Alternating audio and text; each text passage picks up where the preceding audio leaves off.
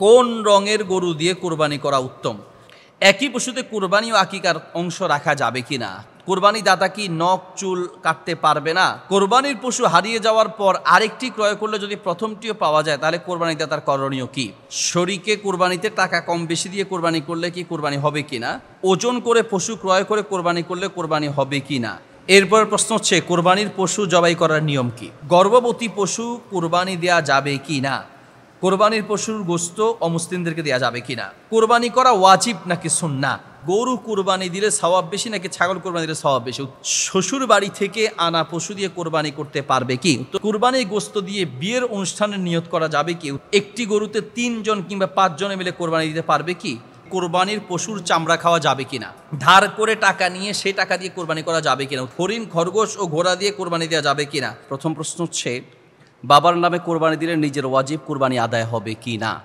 আমরা অনেকেই কাজটা করি, অনেকেই 2, 3, 4 ভাই হয়তো একসাথে আছেন, তো সেই ক্ষেত্রে আমরা অনেকে চিন্তা করি যে বাবার নামে কোরবানি দিয়ে দিই তাহলে আমাদের আর কারো কোরবানি দেওয়া লাগবে না।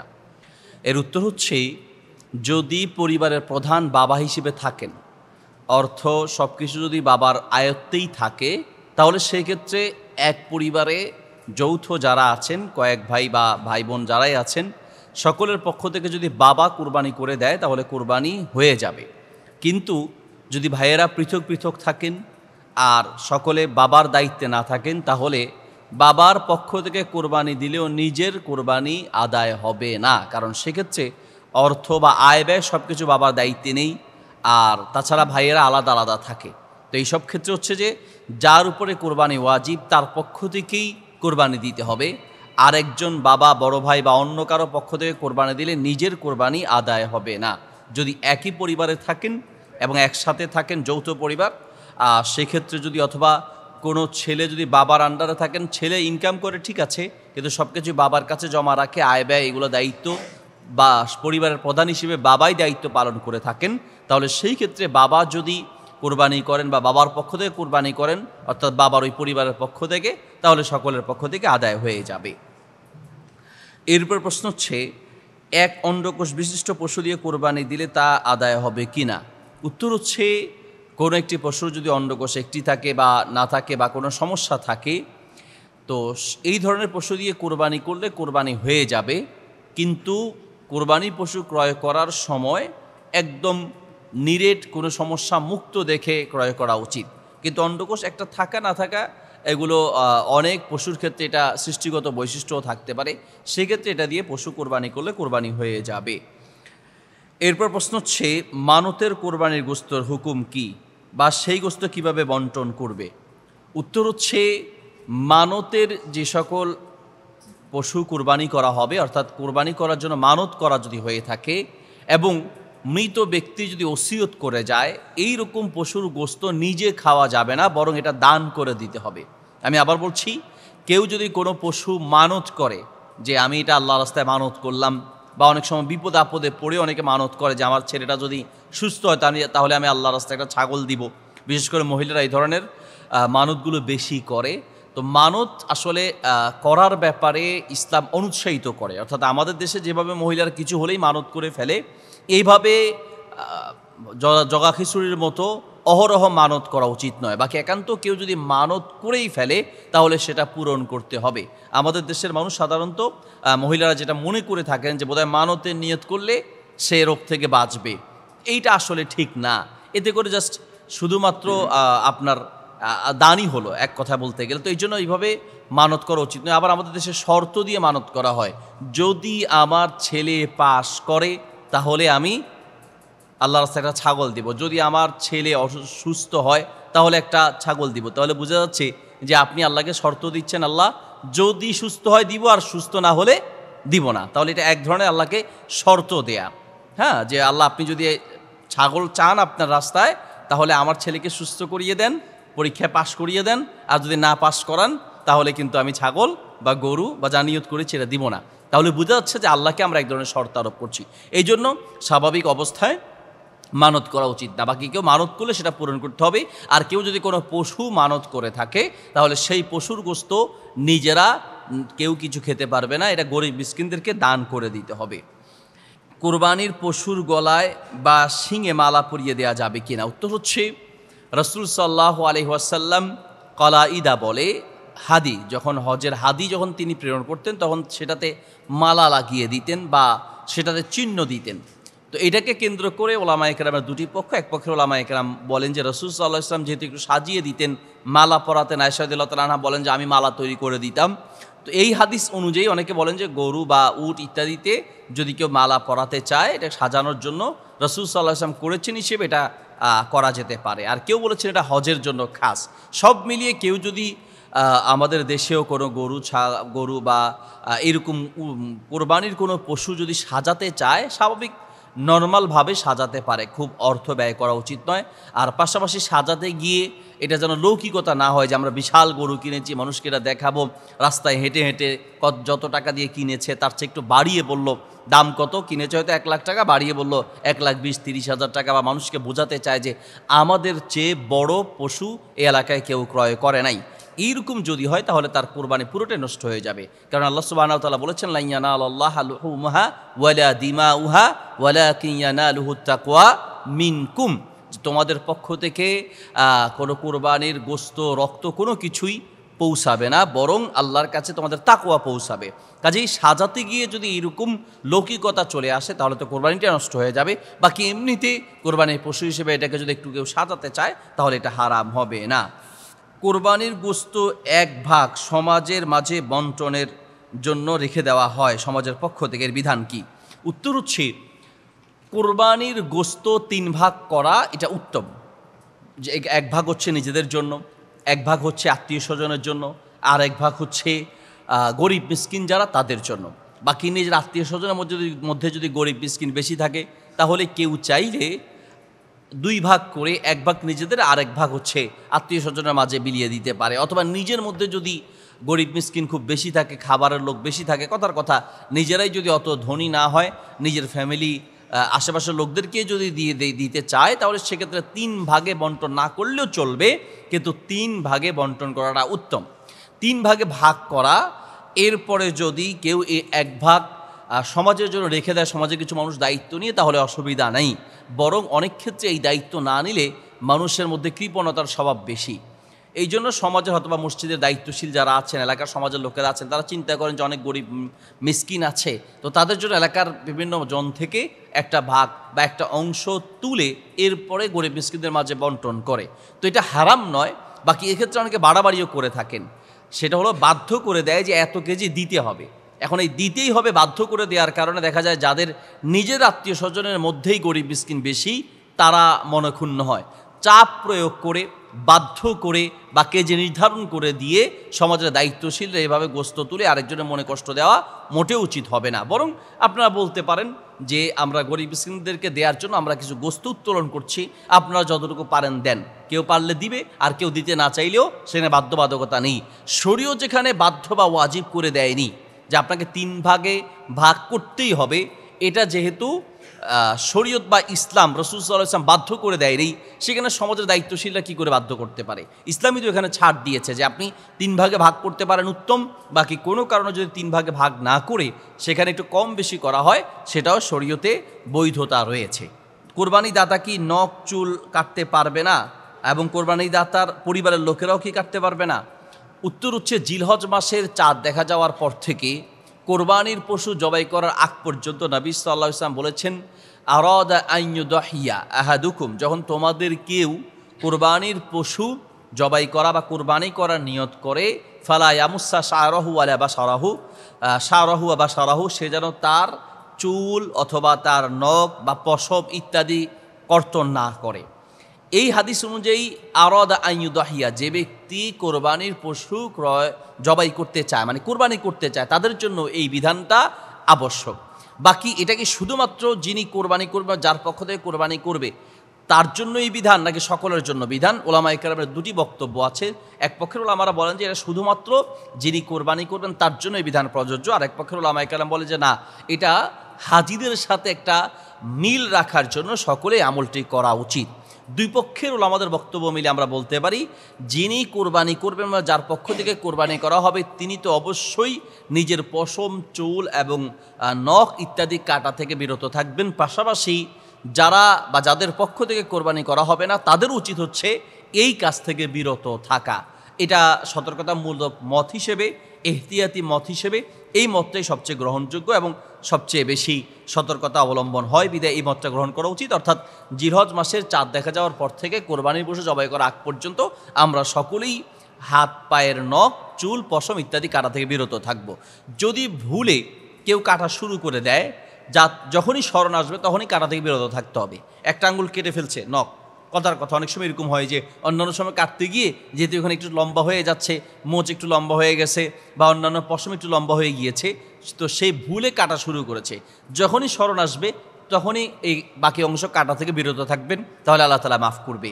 অনিচ্ছা সত্ত্বে যদি কেটে যায়, চুল পড়ে যাচ্ছে, ঝরে যাচ্ছে, আস্তাতে গিয়ে পড়ে গেছে, অথবা নখ কোনো কারণে কেটে গেছে, অথবা এরকম কোনো পশম পড়ে গেছে, অনিচ্ছাসত পড়ে গেলেও অসুবিধা নাই, সেটা আল্লাহ মাফ করবেন। অর্থাৎ ইচ্ছাকৃতভাবে কেউ এগুলো কর্তন করবে না, কর্তন করা থেকে বিরত থাকবেন। এরপর প্রশ্ন হচ্ছে, কোরবানি কত ভাগে দেওয়া যায় তা সঠিকভাবে জানাবেন। কোরবানি কত ভাগে, একটা পশুতে কত ভাগে অংশগ্রহণ করা যায়? গরুতে হচ্ছে 7 জন এবং উটের ক্ষেত্রেও 7 জন, কোনো কোনো ওলামাদের বক্তব্য হচ্ছে 10 জন পর্যন্ত। তো 7 জনটাই বেশি প্রসিদ্ধ। গরুর ক্ষেত্রে 7 জন, আমাদের দেশে উট দিয়ে তেমন করা হয় না। গরুর ক্ষেত্রে 7 ভাগে কোরবানি দেওয়া যাবে। ছাগলের ক্ষেত্রে, দুম্বার ক্ষেত্রে বা ভেড়ার ক্ষেত্রে হচ্ছে এক পরিবার বা একজনের পক্ষ থেকে একটি। অনেকে হয়তো মনে করে থাকেন যে গরুতে যেহেতু 7 ভাগে হয়েছে, কয়েকজনে মিলে আমরা একটা ছাগল দিব না। ছাগল শুধুমাত্র একজন বা এক পরিবারের পক্ষ থেকে হবে। ছাগলের ক্ষেত্রে কোনো ভাগ চলবে না, গরুর ক্ষেত্রে ভাগ চলবে। গরুর ক্ষেত্রে 7 ভাগে কোরবানি করা সফর অবস্থায়, মুকিম অবস্থায়, উভয় অবস্থায় করা যাবে। কোনো কোনো আলেম বলেছেন, এটা খুব অল্প সংখ্যক, বাংলাদেশের অল্প কয়েকজন আলেম আছেন এবং দেশের বাহিরেও অল্প কিছু সংখ্যক আলেমদের মন্তব্য হচ্ছে শুধুমাত্র সফর অবস্থায় ভাগে কোরবানি দেওয়া যাবে, মুকিম থাকা অবস্থায় বা বাড়িতে থাকা অবস্থায় ভাগে কোরবানি দেওয়া যাবে না। এই মতটি শক্তিশালী নয় বা গ্রহণযোগ্য নয়। গ্রহণযোগ্য মত হচ্ছে যদি কেউ চায় তাহলে গরুতে সফরে থাকা অবস্থায় যেমন ভাগে কোরবানি দিতে পারবে, বাড়িতে থাকা অবস্থায়ও ভাগে কোরবানি দিতে পারবে। তবে এই কথা সত্য অবশ্যই যে ভাগে কোরবানি দেওয়ার চেয়ে একা কোরবানি দেওয়া উত্তম। অর্থাৎ 7 ভাগে একটি গরুতে অংশগ্রহণ করার চেয়ে একা একটি ছাগল দেয়া উত্তম। ভাগে কোরবানি দেওয়ার চেয়ে একা কোরবানি দেওয়া উত্তম। কিন্তু অনেক সময় এই উত্তম আমল করতে গিয়ে অনেকগুলো অনুত্তম কাজ শুরু হয়ে যায়। আমরা অনেকে মনে করি যে ভাগে দেওয়ার দরকারটা কি, একাই তো দেওয়া যেতে পারে। ভাগে দেওয়ার দরকার অনেক সময় হয়ে পড়ে, কারণ দেখা যায় বাবা চাচাদের সাথে ভাগে কোরবানি দিতেন। এখন কোনো কারণে যদি আপনি ভাগে কোরবানি না দেন চাচাদের সাথে, তো আত্মীয়তার সম্পর্ক নষ্ট হয়ে যাবে। অথচ আত্মীয়তার সম্পর্ক রক্ষা করা ফরজ। কেন নষ্ট হবে? যে তারা মনে করবে যে ছেলের এখন পয়সা হয়েছে, ছেলে মনে হয় আমাদেরকে দেখতে পারে না। এগুলো নিয়ে অনেক ক্ষেত্রে ঝগড়া শুরু হয় যে আমরা সারা জীবন একসাথে কোরবানি দিয়েছি, এখন তুমি এত পয়সাওয়ালা হয়ে গেলা। তো এই জন্য ভাগে কোরবানি না দিলে যদি এরকম ঝগড়া বা সম্পর্ক নষ্ট হয়ে যাওয়ার সম্ভাবনা থাকে, সেক্ষেত্রে আপনি চাইলে ভাগে কোরবানি দিতে পারেন যদি ভাগিদার ব্যক্তি ইমানদার বা তাকওয়াবান হয় বা তার ইনকাম হালাল হয়। পাশাপাশি যদি আপনার তৌফিক থাকে তাহলে আপনি একাও একটি ছাগল দিলেন, আবার চাচাদের সাথে ভাগে দিলেন বা আত্মীয় স্বজনের সাথে ভাগে দিলেন, এটাও জায়েজ আছে। একই ব্যক্তি চাইলে একাধিক কোরবানি করতে পারে। একই ব্যক্তি চাইলে একাধিক কোরবানিতে অংশগ্রহণ করতে পারে। এরপর প্রশ্ন হচ্ছে, হুজুর পরিবারের 5 জন সদস্যের পক্ষ থেকে একজন কোরবানি দিলে হবে কি? 5 জন পরিবারে 5 জন সদস্য, 5 ভাই আছে বা বাবা ছেলে মিলিয়ে 5 জন আছে, এবং 5 জনের পক্ষ থেকে একজন, 5 জনের মধ্য থেকে একজনের পক্ষ থেকে কোরবানি দিলে কোরবানি হবে কি না? উত্তর হচ্ছে 5 জনের মধ্য থেকে যদি 5 জনের উপরে কোরবানি ওয়াজিব হয়ে থাকে তাহলে 5 জনকেই কোরবানি দিতে হবে। একজনের রোজা যেমন আরেকজন রাখলে হবে না, একজনের নামাজ যেমন আরেকজন না পড়লে হবে না, ঠিক তেমনি একজনের উপরে কোরবানি ওয়াজিব, সে না দিয়ে আরেকজন দিবে সেটা হবে না। হ্যাঁ, যৌথ পরিবার একসাথে থাকে, বাবার আন্ডারে থাকে, বাবা হচ্ছেন পরিবারের প্রধান, আয় ব্যয় সব বাবার দায়িত্বে আছে, সেই ক্ষেত্রে যদি ছেলেরা বাবা মালিক হিসেবে যদি বাবা পুরো পরিবারের পক্ষ থেকে কোরবানি দিয়ে দেয় তাহলে অনেক ওলামাদের মতে বা বিশুদ্ধ মতে তার কোরবানি হয়ে যাবে, ওই পরিবারের পক্ষ থেকে কোরবানি হয়ে যাবে। কিন্তু তারপরে উচিত এবং উচিত হচ্ছে যদি একই পরিবারও থাকে, বাবা প্রধান ঠিক আছে কিন্তু ভাই সকলেই ইনকাম করে এবং সকলের তৌফিক আছে, তাহলে সেই ক্ষেত্রে প্রত্যেককে আলাদা আলাদা কোরবানি দেওয়া উচিত। অথবা একটি গরুতে 5 সদস্য আছেন বা 6 জন বা 7 জন আছেন, সকলে একটি গরুতে প্রয়োজনে চাইলে আপনারা ভাগিদার হতে পারেন। তবুও যদি প্রত্যেকের উপরে ওয়াজিব হয়ে থাকে আলাদা আলাদা, তাহলে একজনের পক্ষ থেকে কোরবানি দিলে হবে না, বরং প্রত্যেকের পক্ষ থেকে আলাদা আলাদা কোরবানি দিতে হবে। এরপর প্রশ্ন হচ্ছে, কোরবানির পশু ক্রয় করার পরে যদি জবাই করার আগ মুহূর্তে পশুটি অসুস্থ হয়ে পড়ে কিংবা শরীরে কোনো স্থানে ক্ষত হয়ে যায় এবং অন্য পশু যদি পাওয়া না যায়, তাহলে কোরবানি দেওয়া তার করণীয় কী? উত্তর হচ্ছে, কোরবানির পশু ক্রয় করার পরে জবাই করার আগ মুহূর্তে যদি অসুস্থ হয়ে যায়, পা ভেঙে যায়, চোখ উঠে যায় বা অন্য কোনো সমস্যা তৈরি হয়, তাহলে তো অসুবিধা নাই, ওই পশু দিয়ে কোরবানি করা যাবে। কারণ আপনার দায়িত্ব হচ্ছে ক্রয় করার আগে দেখে শুনে ক্রয় করা এবং ক্রয় করার পরে সেটাকে দেখে শুনে রাখা। যদি আপনার অনিচ্ছায়, কারণ সাধারণত কেউ কোরবানির পশুকে আঘাত করতে চায় না, পা ভেঙে দিতে চায় না, চোখ উপড়ে ফেলতে চায় না, বা কোরবানির পশুটাকে কেউ অসুস্থ করতে চায় না। যদি আপনার অনিচ্ছা সত্ত্বে সেটা অসুস্থ হয়ে যায়, তাহলে সেই ক্ষেত্রে ওই পশু দিয়ে কোরবানি করলে হয়ে যাবে। কিন্তু কোনো কারণে যদি নিজে রাগ করে, মাথায় রাগ উঠছে, গরু চিল্লাচিল্লি করছে বা ছাগল চিল্লাচিল্লি করছে, এই জন্য নিজে গিয়ে পাটা ভেঙে দিলেন, মেয়ের এটাকে আহত করে ফেললেন, তাহলে আপনাকে আরেকটা পশু কোরবানি করতে হবে, কারণ আপনি এটাকে অসুস্থ করেছেন। যদি অসুস্থ করার ক্ষেত্রে নিজের কোনো হাত না থাকে, বরং নিজের অনিচ্ছায় কোরবানি পশু ক্রয় করার পরে সেটা পা ভেঙে যাক বা চোখ সমস্যা হোক বা যে কোনো অসুস্থতা হোক না কেন, আহত হোক, অসুবিধা নাই, ওই পশু দিয়ে কোরবানি করা যাবে। শর্ত হচ্ছে নিজের ইচ্ছায় নয়, নিজের অনিচ্ছায় হতে হবে। কোরবানি পশু ক্রয় করার আগে ভালো মন্দ দেখে ক্রয় করতে হবে। আমরা এই জন্য যারা কোরবানি পশু ক্রয় করব তাদের উচিত হচ্ছে কোরবানি পশু ক্রয় করতে যাওয়ার সময় সাথে কাউকে নিয়ে যাওয়া, তিনি যেন দেখে শুনে, যারা অভিজ্ঞ তারা দেখে শুনে নিবেন। অনেক ক্ষেত্রে আমরা দেখলাম যে দাঁড়িয়ে আছে, খুব ভালো, নিয়ে আসলাম, যখন কিনা শেষ এখন হাঁটাতে চাইলে হাঁটতে পারে না। এই জন্য যারা অভিজ্ঞ তারা কোরবানির পশু ক্রয় করার সময় একটু হাঁটিয়ে দেখে, তারা বাজারের মধ্যে রশি ছেড়ে দেয়, একটু দৌড়াতে বলে, তারপরে দেখে যে পা ঠিক আছে কিনা, চারপাশে চোখের দিকে তাকিয়ে সুস্থ দেখে তারপরে কিনে নিতে হয়। এরপর প্রশ্ন হচ্ছে, হুজুর 2 ভাই মিলে কোরবানির 7 ভাগের মধ্যে এক অংশে শরিক হলে কোরবানি হবে কিনা? উত্তর হচ্ছে হবে না। কারণ গরুর 7টা ভাগ, এই 7 ভাগের মধ্যে একটাকে আবার 2 ভাগ করলেন, তাহলে তো 7 হলো না, 8 হয়ে গেল। একটাকেই একটা অংশে একজনের পক্ষ থেকে হতে হবে। আপনি যদি সেখানে 2 ভাই মিলে বা আরেকজনকে শরিক নিয়ে 1 ভাগের আবার ভাগ করলেন, এটা হবে না, বরং একজনের পক্ষ থেকে একটা ভাগ অংশগ্রহণ করতে হবে। এরপর প্রশ্ন হচ্ছে, কোরবানির পশুর পেট থেকে বাচ্চা প্রসব হলে উক্ত কোরবানি হবে কিনা এবং কোরবানির পশু জবাই করার পর বাচ্চা পেলে সেটাকে কী করবে? কোরবানির পশু জবাই করার পরে যদি পেটে বাচ্চা থাকে, বাচ্চা যদি জীবিত থাকে, তাহলে সেই বাচ্চাকে জবাই করে খাওয়া যাবে কি যাবে না ইখতিলাফ আছে।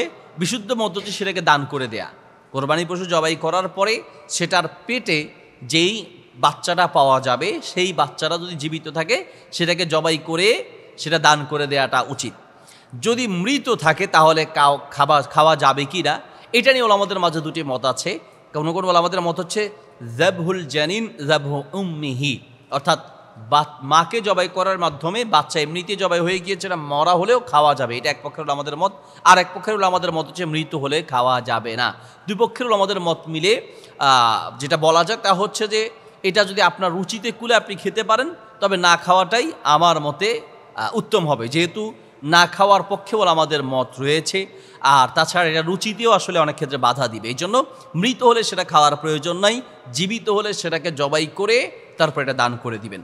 হুজুর, আমার জানার বিষয় হলো বর্তমান সময়ে গরুকে দানাদার এবং বিভিন্ন উন্নত জাতের ওষুধ খাওয়ানোর মাধ্যমে অল্প সময়কে গরুকে বড় করা হয়। বর্তমান বাজারে সত্যিকার অর্থে অনেক ক্ষেত্রে 2 বছরের কম বয়সী গরুকে অনেক বড় দেখা যায়, তো সেই ক্ষেত্রে আমাদের করণীয় কি? উত্তর হচ্ছে, কোরবানির পশু ক্রয় করার ক্ষেত্রে দেখতে হবে যারা বয়স 2 বছর হয়েছে কিনা। 2 বছর হয়েছে কিনা এই ক্ষেত্রে দেখা যায় কিভাবে? দেখার জন্য যারা অভিজ্ঞ এরকম কোনো ব্যক্তিকে নিয়ে যেতে হবে, যারা পশু সম্পর্কে অভিজ্ঞ, তারা দাঁত দেখলেই বুঝতে পারে। এটাকে বলে দাঁতানো।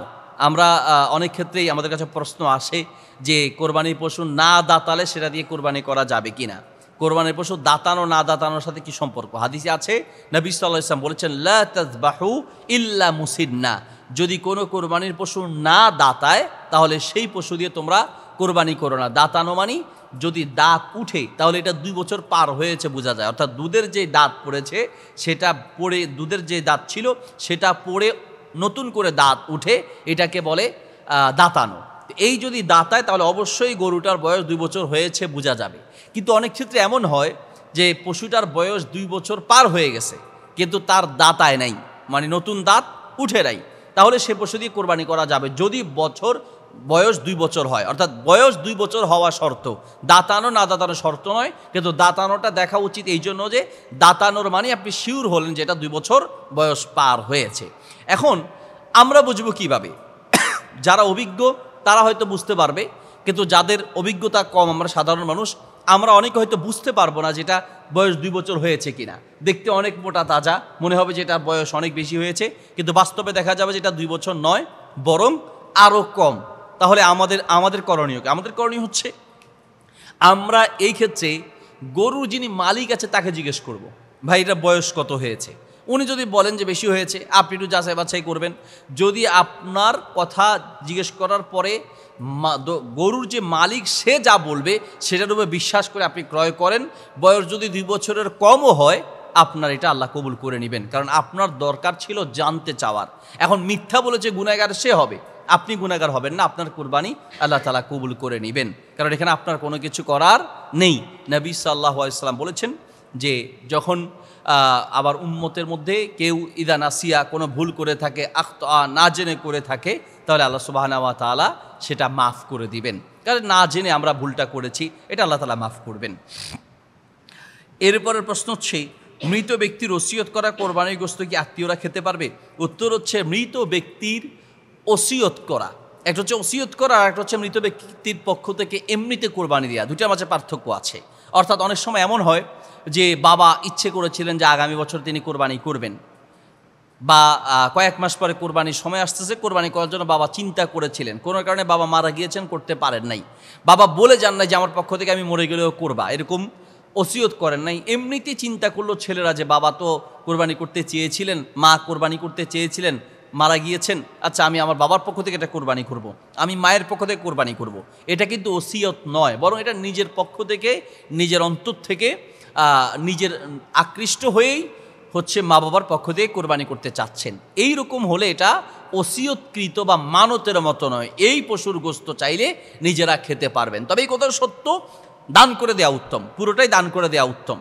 কিন্তু মা বাবা বা মৃত কোনো ব্যক্তি যদি ওসিয়ত করে যায় যে আমার পক্ষ থেকে আমি মরে গেলেও একটা পশু কোরবানি করবো, একটা গরু, একটা ছাগল বা এই জাতীয় কোনো কিছু যদি ওসিয়ত করে যান, তাহলে সেই ওসিয়তকৃত কোরবানির পশুর গোশত নিজেরাও খেতে পারবেন না, বা নিজের আত্মীয় স্বজনরা খেতে পারবে না, গরিব মিসকিনরা খেতে পারবে। হ্যাঁ, আত্মীয় স্বজনের মধ্যে যারা গরিব মিসকিন আছে তারা খেতে পারবে, কিন্তু স্বাবলম্বী বা নিজেরা, বিশেষ করে ওই পরিবারের কেউ, ওই মৃত ব্যক্তির পরিবারের কেউ ওসিয়তকৃত পশুর গোশত খেতে পারবে না।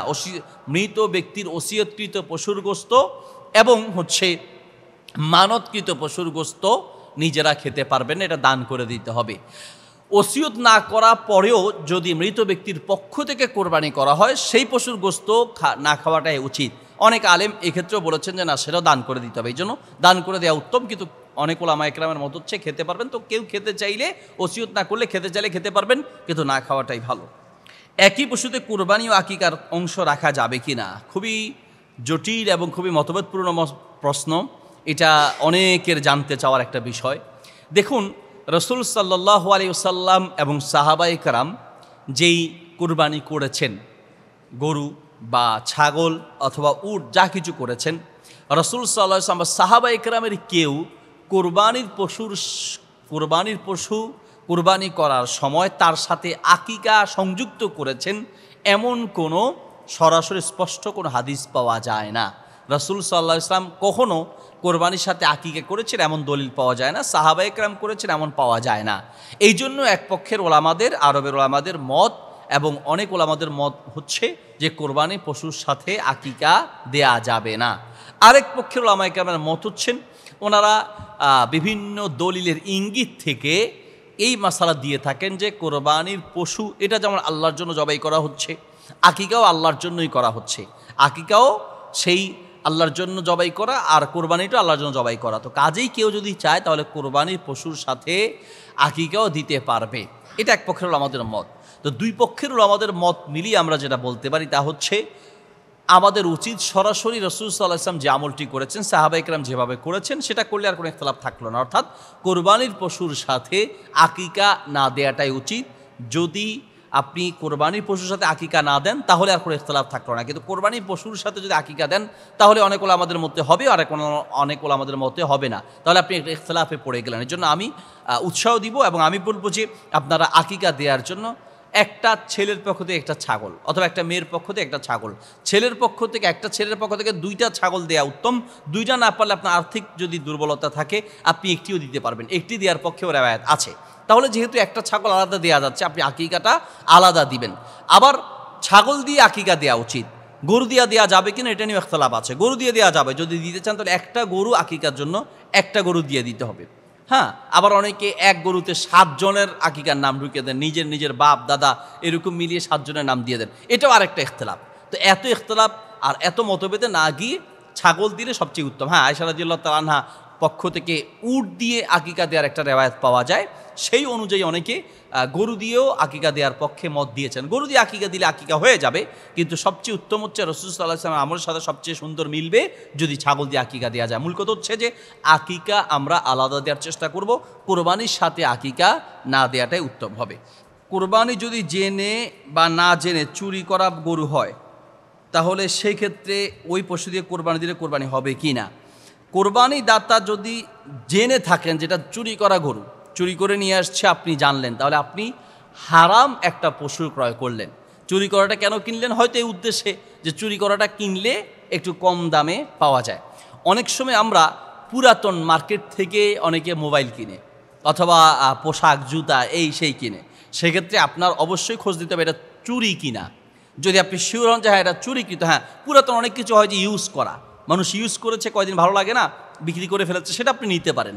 কিন্তু যদি আপনি শিওর হন যে এটা চোরা মার্কেট, অথবা এটা এই দোকানদারের যা কিনে বিভিন্ন চোরেরা তার কাছে বিক্রি করে, সে কম দামে বিক্রি করে, তার থেকে নিয়ে আপনার কাছে কম দামে বিক্রি করছে, চুরি করা কোনো জিনিস কেনা জায়েজ নেই, সম্পূর্ণ হারাম। ঠিক তেমনি চুরি করা পশু যদি আপনি জানেন তাহলে সেই পশু দিয়ে যদি আপনি কোরবানি করেন তাহলে আপনার কোরবানি আদায় হবে না। পাশাপাশি যদি আপনি না জেনে ক্রয় করে থাকেন, আপনি যখন কিনেছেন আপনি শিওর না, এনেছেন, বাজারে গিয়েছেন বা পথে কারো কাছে পেয়েছেন, এলাকায় কারো কাছে পেয়েছেন, তার কাছ থেকে আপনি কিনে নিলেন, এখন সে যদি চুরি করেও এনে বিক্রি করে, আপনি জানেন না, আল্লাহ সুবহানাহু ওয়া তাআলা আপনাকে মাফ করবেন, কারণ এখানে আপনার কোনো দোষ নেই, আপনি না জেনে ক্রয় করেছেন। কোরবানির পশু হারিয়ে যাওয়ার পর আরেকটি ক্রয় করলে যদি প্রথমটিও পাওয়া যায় তাহলে কোরবানিতে তার করণীয় কী? কোরবানির পশু একটা ক্রয় করেছে, সেটা হারিয়ে গিয়েছে, এরকম অনেক সময় হয়। তো কোরবানি দেওয়ার জন্য দেখা যাচ্ছে আর একটা কিনলো, এখন আগেরটা আবার খুঁজে পাওয়া গেছে, তাহলে এখন কি করবে? দুইটা হয়ে গেল। তো সেক্ষেত্রে করণীয় কি? উত্তর হচ্ছে দুটোকেই কোরবানি করবে, কারণ প্রথমটি সে কোরবানির নিয়ত করেছিল।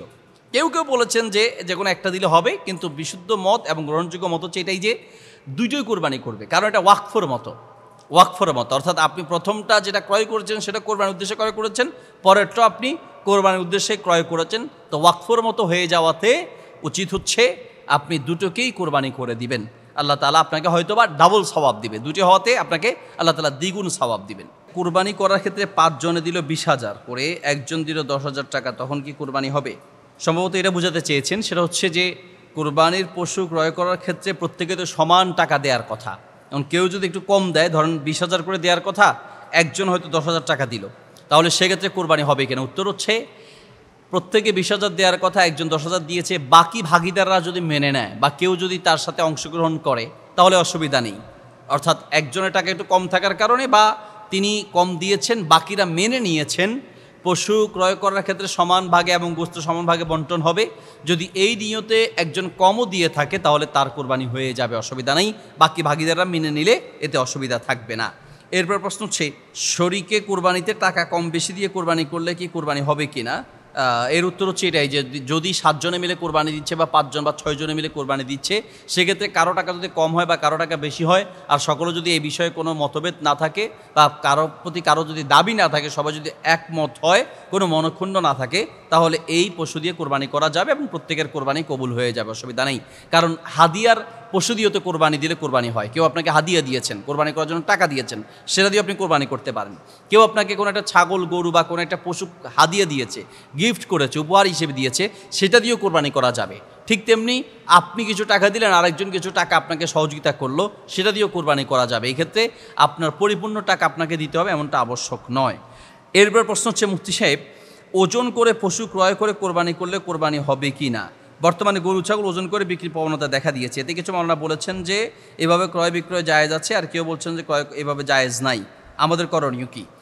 উত্তর হচ্ছে, ওজন করে পশু ক্রয় করা জায়েজ আছে কি না সেখানে দেখতে হবে কেন ওজন করছে। যদি এমনটা হয় যে এই গরুটার দামটা নির্ধারণ করার জন্য ওজন করছে, অর্থাৎ এই গরুটায় কয় মন গোস্ত হতে পারে এবং কত টাকা দাম আসতে পারে, এটা অনুমান করার জন্য কেউ যদি পশু ওজন করে থাকে, তাহলে এটা জায়েজ আছে। কিন্তু কেউ যদি গোস্ত কেনার জন্য, যে এত টাকা করে গোস্ত, তার মানে ওনার উদ্দেশ্য হচ্ছে গোস্ত ক্রয় করা, যত মন হবে বা যত কেজি হবে তত কেজি দরে গোস্ত কেনার উদ্দেশ্যে যদি এটা ক্রয় করে এবং গোস্তের মূল্য হিসেবে যদি সেটার দাম দিয়ে থাকে, তাহলে এটা তার কোরবানির জন্য গ্রহণযোগ্য নয়। কারণ কোরবানি করবে সে আল্লাহর জন্য।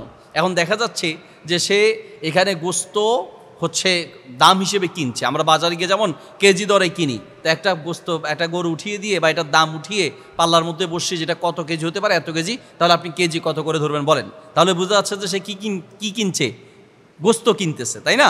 তাহলে এটা খাওয়ার উদ্দেশ্য হয়ে যাবে। এক কথায়, যদি আপনি ওজন করে পশু ক্রয় করেন, কোনো পশু ক্রয় করার ক্ষেত্রে ওজন করেন, উদ্দেশ্য হচ্ছে জাস্ট এটার দাম কত হতে পারে এটা অনুমান করা, তাহলে এটা জায়েজ আছে।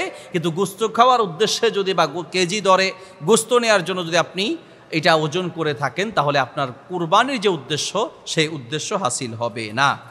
এরপর প্রশ্ন হচ্ছে, কুরবানি ওয়াজিব হওয়ার পরেও যদি কেউ কুরবানি না দেয়, তাহলে তার জন্য কেমন শাস্তি আছে? রাসূল সাল্লাল্লাহু আলাইহি ওয়াসাল্লাম কুরবানির পশু ক্রয় করার এবং কোরবানি করার সামর্থ্য থাকা সত্ত্বেও যদি কেউ কোরবানি না করে, তাদের জন্য রাসূল সাল্লাল্লাহু আলাইহি ওয়াসাল্লাম বড় ধরনের ধমকি দিয়েছেন, বড় ধরনের ধমক দিয়েছেন। আর যে ধমকের কারণে ওলামায়ে কেরাম, অধিকাংশ ওলামায়ে কেরাম এবং গ্রহণযোগ্য মত হচ্ছে কোরবানি করা ওয়াজিব। সেই ধমকটা কি? নবী সাল্লাল্লাহু আলাইহি ওয়াসাল্লাম বলেছেন, মান কানা লাহু সাআতুন ফালাম ইউদাহি ফালা ইয়াকরাবান্না মুসাল্লানা। যে ব্যক্তি কোরবানি করার সামর্থ্য রাখে, অর্থ আছে, টাকা পয়সা আছে, সামর্থ্য আছে, এরপরেও যদি সে কোরবানি না করে, তাহলে ওই ব্যক্তি যেন আমাদের ঈদগাহে না আসে। কত বড় ধমক! নামাজ পড়ার জন্য, ঈদগাহে আসার জন্য সরাসরি রাসূল সাল্লাল্লাহু আলাইহি ওয়াসাল্লাম নিষেধ করে দিয়েছেন। কতটা আঘাত পেলে, কতটা কষ্ট লাগলে বা কতটা নিন্দনীয় কাজ হলে পরে এইভাবে নিষেধ করা যায় যে আমাদের মুসল্লায় যেন, আমাদের ঈদগাহে যেন সে না আসে। রাসূল সাল্লাল্লাহু আলাইহি ওয়াসাল্লাম সাধারণত এইরকম নিষেধ করেন না, কিন্তু এটার ভয়াবহতা বোঝানোর জন্য তিনি নিষেধ করেছেন। সেটা কি? যে সামর্থ্য আছে অথচ কোরবানি করলো না, সে যেন ঈদগাহে না আসে। এই হাদিস। আর এছাড়াও ফাসল্লি লিরাব্বিকা ওয়ানহার, ইনহার শব্দ হচ্ছে আমরের সিগা, আল আমরুল মুতলাক লিল উজুব, আমরের সিগা ওয়াজিব বোঝানোর জন্য আসে। কোনো আমরের শব্দ, নির্দেশসূচক শব্দগুলো ওয়াজিব বোঝানোর জন্য আসে, ইত্যাদি মিলিয়ে এটা ওয়াজিব। সেই হিসেবে যদি কেউ কোরবানি না করে, তাহলে ওয়াজিব তরকের গুনাহে গুনাহগার হওয়ার মতো অনেক দলিল রয়েছে ইত্যাদি। সব মিলিয়ে সাধারণ অবস্থায় কোনো ব্যক্তির সামর্থ্য থাকলে অবশ্যই তার উচিত কোরবানি করা। কোরবানির মতো এমন একটা গুরুত্বপূর্ণ বিধান তার বাদ দেওয়া উচিত নয়। এরপরে প্রশ্ন হচ্ছে, কোরবানি দেওয়ার ক্ষেত্রে যদি ভাগে কোরবানি দেওয়া হয়, তাহলে কি জবাই করার সময় সকল ভাগিদারদের নাম উল্লেখ করতে হবে বা সবার পক্ষ থেকে একজনের নাম উল্লেখ করলে হবে কি না? উত্তর হচ্ছে, কোরবানির পশু জবাই করার সময় মূলত কোরবানি দাতাদের নাম উল্লেখ করা এটা হচ্ছে উত্তম সুন্নাহ।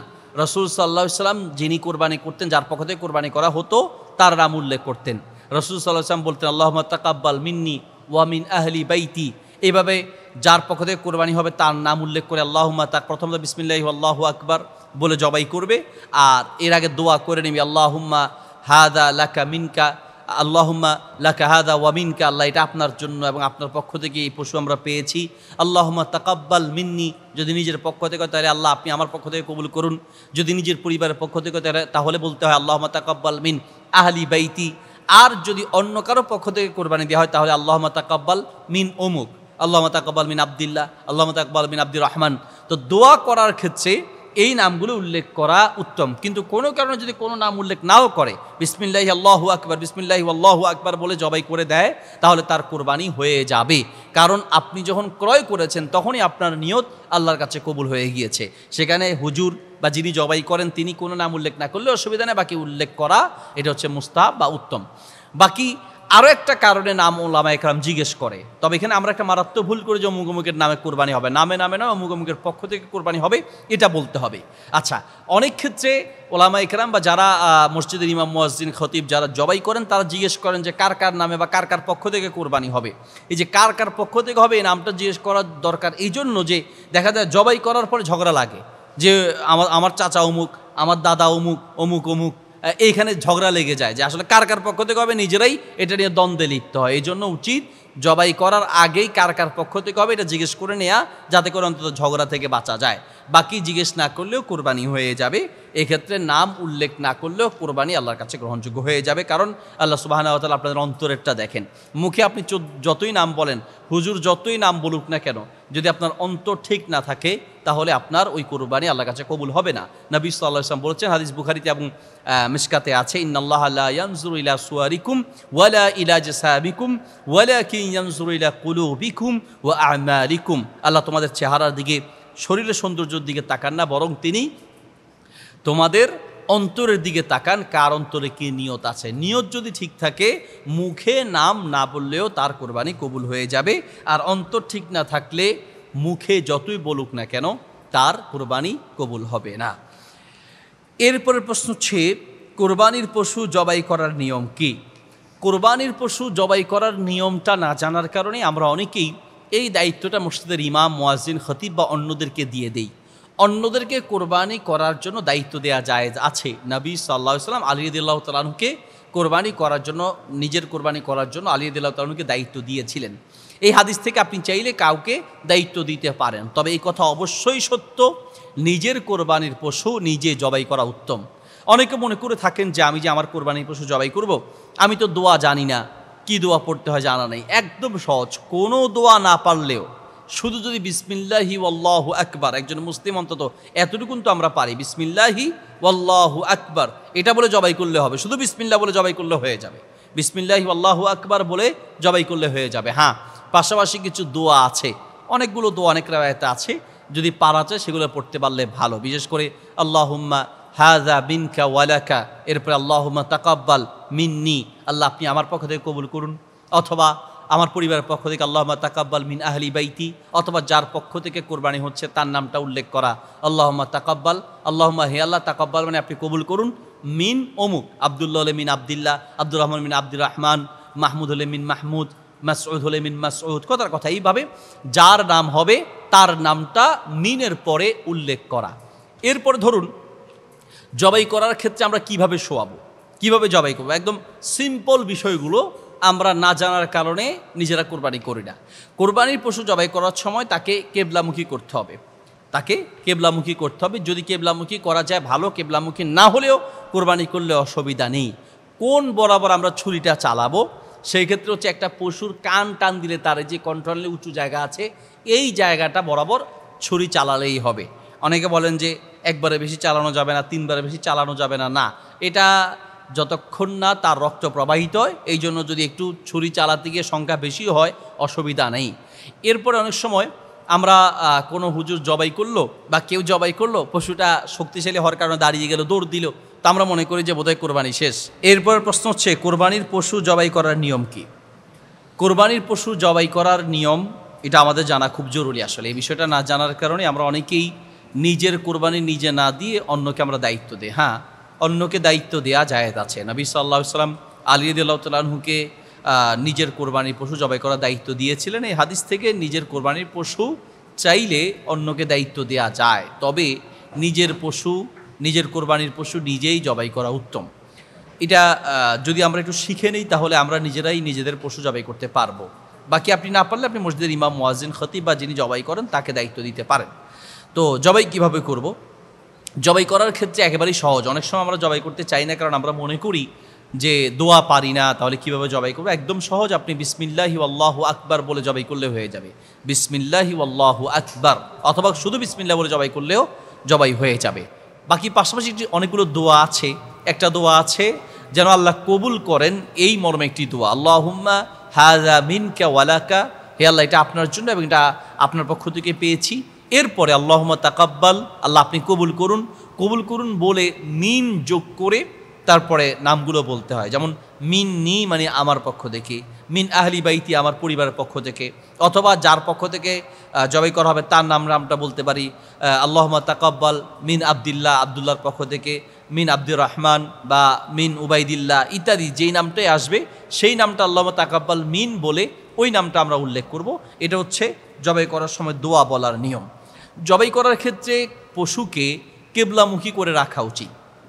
কেবলামুখী করতে যদি একান্ত পারা না যায়, খুব শক্তিশালী পশু, কেবলামুখী করতে গেলে ছুটে যেতে পারে, তাহলে অন্যমুখী করে জবাই করলে অসুবিধা নেই। তবে কেবলামুখী করে জবাই করাটা মুস্তাহাব বা উত্তম।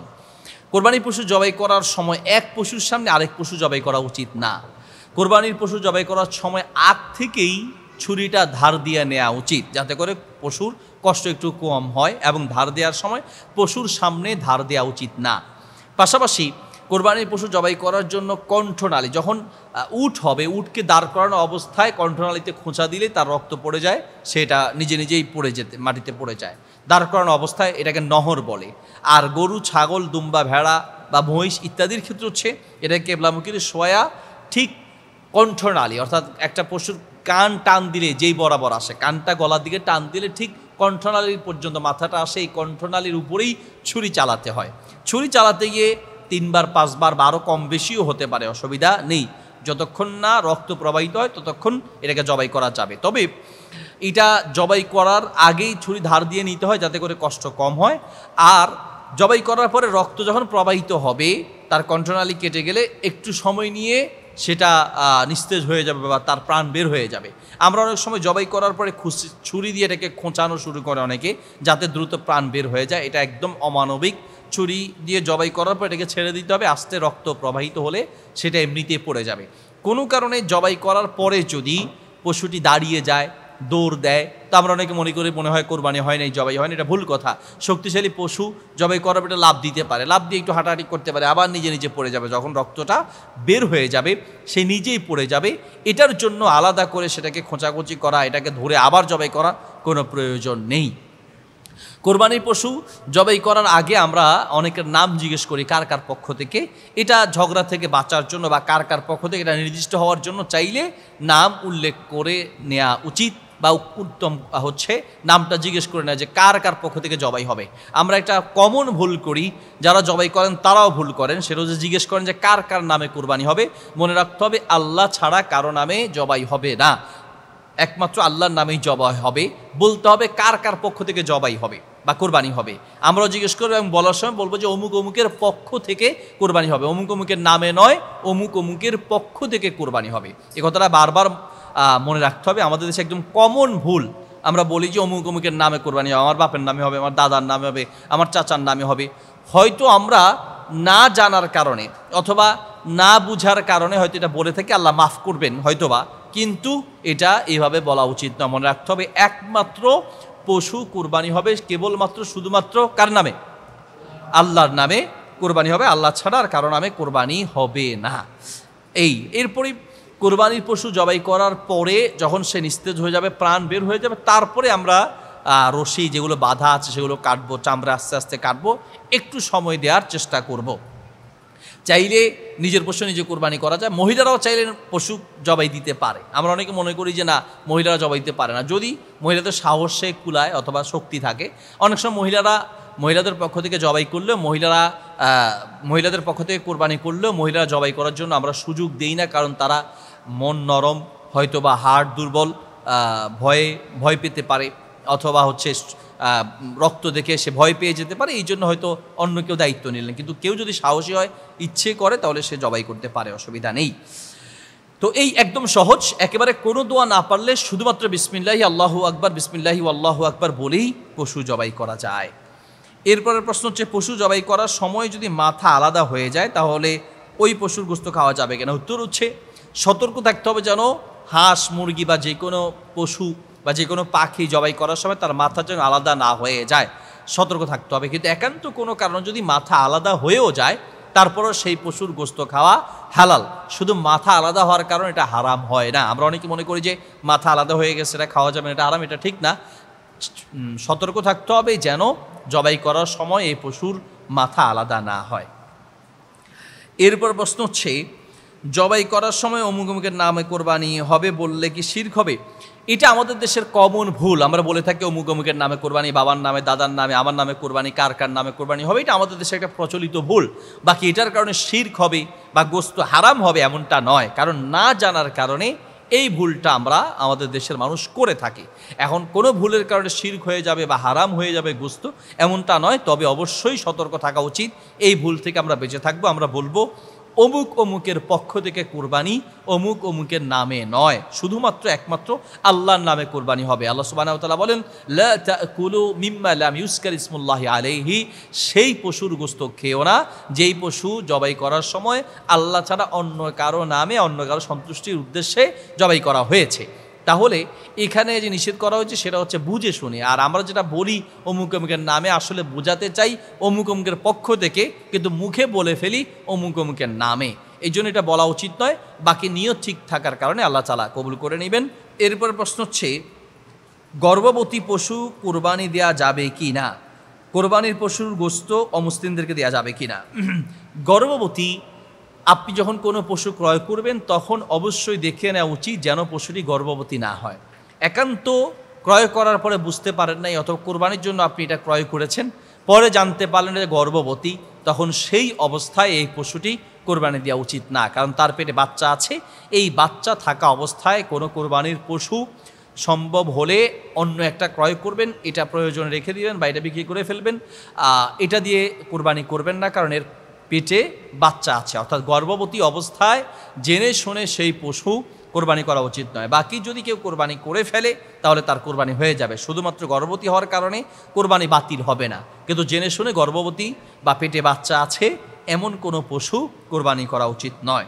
এরপর প্রশ্ন হচ্ছে, কোরবানির পশুর গোস্ত অমুসলিমদেরকে দেয়া যাবে কি না, এবং কোরবানি কোনো পশু অমুসলিমদের থেকে কেনা যাবে কি না? উত্তর হচ্ছে, কোরবানির পশু অমুসলিমদের থেকে যেমন কেনা যাবে ঠিক তেমনি কোরবানির পশু চাইলে অমুসলিমদেরকেও হাদিয়া বা উপহার হিসেবে দেওয়া যাবে।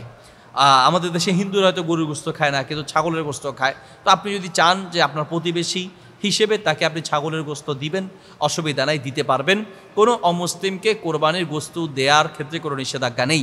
আবার কোরবানির পশু কোনো অমুসলিম বা মুসলিম থেকে কেনার ক্ষেত্রে কোনো পার্থক্য নেই। অমুসলিম থেকেও কিনতে পারেন, মুসলিম থেকেও কিনতে পারেন। অমুসলিম থেকে কোরবানির পশু ক্রয় করলেও কোরবানির কোনো ক্ষতি হবে না।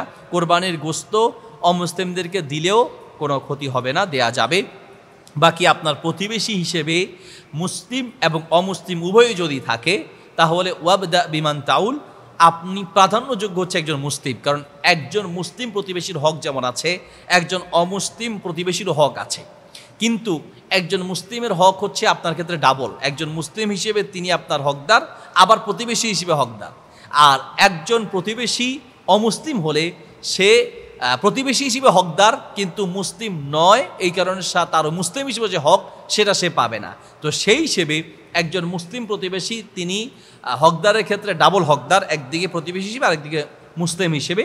আর একজন অমুসলিম প্রতিবেশী তিনি অমুসলিম হলেও প্রতিবেশী হিসেবে তার হক রয়েছে, চাইলে আপনি তাকেও কোরবানির গোশত বিতরণ করতে পারবেন। এরপর প্রশ্ন হচ্ছে, ছাগল দিয়ে বা দুম্বা দিয়ে একাধিক শেয়ারে অংশগ্রহণ করা যাবে কিনা? ছাগল দিয়ে একাধিক শেয়ারে কোরবানি করা যাবে কিনা? উত্তর হচ্ছে, ছাগলের ক্ষেত্রে কোনো শেয়ার চলবে না। শেয়ার হচ্ছে উট এবং গরুর ক্ষেত্রে, উটের ক্ষেত্রে বা গরুর ক্ষেত্রে। মহিষের ক্ষেত্রেও শেয়ার হওয়া যাবে, তবে মহিষ দিয়ে কোরবানি করা যাবে কিনা এ নিয়ে আমাদের মাঝে একটু ইখতিলাফ আছেন।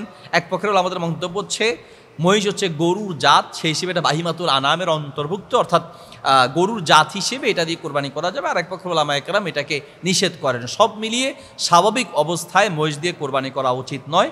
বাকি যদি কেউ একান্ত অন্য পশু না পায়, মহিষ দিয়ে কোরবানি করে কোরবানি হয়ে যাবে। মহিষের ক্ষেত্রেও অংশগ্রহণ করা যাবে, মানে 7 ভাগ পর্যন্ত শেয়ারে অংশগ্রহণ করা যাবে, কিন্তু ছাগলের ক্ষেত্রে শেয়ার বা 7 ভাগে বা অন্য কোনো ভাগে কোরবানি করা যাবে না। ছাগল একজনের পক্ষ থেকে বা একটি পরিবারের পক্ষ থেকে একটাই ছাগল কোরবানি দিতে হবে। এরপর প্রশ্ন অনলাইনে করেছেন ফেসবুকে সৈয়দ মাহবুব করিম, হজে যাওয়ায় সেখানে তো কোরবানি করবে, তাহলে কি আবার দেশে কোরবানি করতে হবে কিনা? এটা অনেকের প্রশ্ন যে বাবা হজে গিয়েছেন, হজে তো তিনি কোরবানি করবেন, তাহলে তার পক্ষ থেকে আবার দেশে করতে হবে কিনা? উত্তর হচ্ছে, যদি তাওফিক থাকে তাহলে তার পক্ষ থেকে দেশেও কোরবানি করতে হবে। কারণ হজে যে কোরবানি এটাকে হাদি বলে, আর দেশের যে কোরবানি এটাকে উধিয়া বলে। হাদি মানে সেটা হজের সাথে সম্পৃক্ত, আর দেশে যেটা কোরবানি এটা কোরবানির সাথে সম্পৃক্ত। কাজেই হজের যেটা সেটা হজের জন্য, দেশে যদি তার তৌফিক থাকে তাহলে দেশেও তাকে কোরবানি করতে হবে। হজে কোরবানি করছেন মনে করে দেশে করতে হবে না এমনটা নয়, বরং হজেরটা হজে, আবার তৌফিক থাকলে দেশেও আলাদা তাকে কোরবানি করতে হবে। কোরবানি করা ওয়াজিব নাকি সুন্নাহ, এটা অনেকের কমন প্রশ্ন যে কোরবানি করা ওয়াজিব নাকি সুন্নাহ। এক্ষেত্রে ওলামাদের দুটি মত রয়েছে। এক পক্ষের ওলামাদের মত হচ্ছে কোরবানি করা ওয়াজিব, আর এক পক্ষের ওলামাদের মত হচ্ছে কোরবানি করা সুন্নাহ। যারা সুন্নাহ বলেন তাদের দলিল হচ্ছে রাসূল সাল্লাল্লাহু আলাইহি ওয়াসাল্লাম একটি হাদিসে বলেছেন, ইযা আরাদা আহাদুকুম আন ইউদহিয়া ফালা ইয়ামুসসা শা'রাহু ওয়া বাশারাহু, যখন তোমাদের কেউ ইচ্ছে করে কোরবানি করার জন্য, সে যেন তার নখ, পশম ইত্যাদি না কাটে। এখানে রাসূল সাল্লাল্লাহু আলাইহি ওয়াসাল্লাম ইযা আরাদা আহাদুকুম বলেছেন, যদি তোমাদেরকে ইচ্ছা করে, তাহলে ইচ্ছে করা এটা স্বাধীনতা বোঝায়, আর স্বাধীনতা বোঝালে সেটা ওয়াজিব হয় না, তার মানে করা না করার সুযোগ আছে। এই হাদিসের একটা অংশ থেকে এক পক্ষের ওলামাগণ তারা অভিমত পেশ করে থাকেন যে এটা ওয়াজিব নয়, সুন্নাহ, করলে সওয়াব আছে, না করলে কোনো গুনাহ নেই। আরেক পক্ষের ওলামায়ে কেরাম, বিশেষ করে আমাদের দেশের হানাফি ওলামায়ে কেরাম সহ আপনার হানাফি মাযহাবের মুফতাবি কওল হচ্ছে এটা ওয়াজিব। ওয়াজিব কোন হিসেবে বলেন? এই হিসেবে যে অসংখ্য দলিল এর পক্ষে রয়েছে। কোরআন মাজিদের দলিল হচ্ছে আল্লাহ সুবহানাহু ওয়া তাআলা বলেন, ফাসাল্লি লিরাব্বিকা ওয়ানহার, তোমার রবের জন্য নামাজ পড়ো এবং কোরবানি করো। ইনহার শব্দটি হচ্ছে আমরের সিগা, আর সিগাতুল আমর বা আল আমরুল মুতলাক লিল উজুব, আমরের সিগাগুলো ওয়াজিব বোঝানোর জন্য আসে। অর্থাৎ উসুলের ভাষায় নির্দেশ সূচক শব্দগুলো ওয়াজিব বোঝানোর জন্য আসে, আর ইনহার শব্দটি যেহেতু নির্দেশ সূচক বা আমরের সিগা, সেই হিসেবে এটা ওয়াজিব। আর এছাড়াও নবী সাল্লাল্লাহু আলাইহি ওয়াসাল্লাম একটি হাদিসে বলেছেন, মান কানা লাহু সাআতুন, যার সামর্থ্য রয়েছে, লাম ইউদহি, সামর্থ্য থাকার পরেও যদি সে কোরবানি না করে, ফালা ইয়াকরাবান্না মুসাল্লানা, সে যেন আমাদের ঈদগাহেও না আসে। তাহলে ঈদগাহেও না আসার জন্য রাসূল সাল্লাল্লাহু আলাইহি ওয়াসাল্লাম ধমক দিয়েছেন। আর এই রকম ধমকগুলো ওয়াজিব ছাড়া সাধারণ কোনো মুস্তাহাব সুন্নত আমলে এই ধরনের ধমক দেয়া হয় না। তাহলে আমরা বলতে পারি যে এই আয়াত, হাদিস, আরও কিছু হাদিস রয়েছে, সবগুলো মিলিয়ে ওয়াজিবটা যারা বুঝাতে চান তাদের মতটাই বেশি প্রাধান্যযোগ্য। কারণ সুন্নত এবং ওয়াজিব, এক পক্ষের ওলামারা সুন্নত বলেন, আর এক পক্ষের ওলামারা ওয়াজিব বলেছেন। তো যদি এটা ওয়াজিব হয়, তাহলে আপনি যদি এটা আমল না করেন, তাহলে আপনি অবশ্যই আল্লাহর সামনে আসামির কাঠ গড়ায় দাঁড়াতে হবে। তো সেই হিসেবে এহতিয়াতি মত হিসেবেও ওয়াজিবকে প্রাধান্য দেওয়া উচিত। আর এছাড়া কোরআনের আয়াত এবং হাদিসের নির্দেশ অনুযায়ীও এটা ওয়াজিবের পর্যায়ে পড়ে। কাজেই দুই পক্ষের ওলামাদের মত মিলিয়ে আমরা ওয়াজিব হওয়াকেই প্রাধান্য দেওয়া উচিত। আপনার সামর্থ্য থাকলে আপনি অবশ্যই কোরবানি দিবেন, ওয়াজিব হিসেবেই ওয়াজিব মনে করে আপনি দিবেন। বাকি এখানে আরও একটি মত আছে, সেটা হচ্ছে যেই সমস্ত ওলামায়ে কেরাম ওয়াজিব বলে থাকেন, ওলামায়ে আহনাফ বা হানাফি মাযহাব ওলামায়ে কেরাম যে ওয়াজিব বলেন, সেক্ষেত্রে ওনারা একটা শর্ত দিয়ে থাকেন। সেটা কি?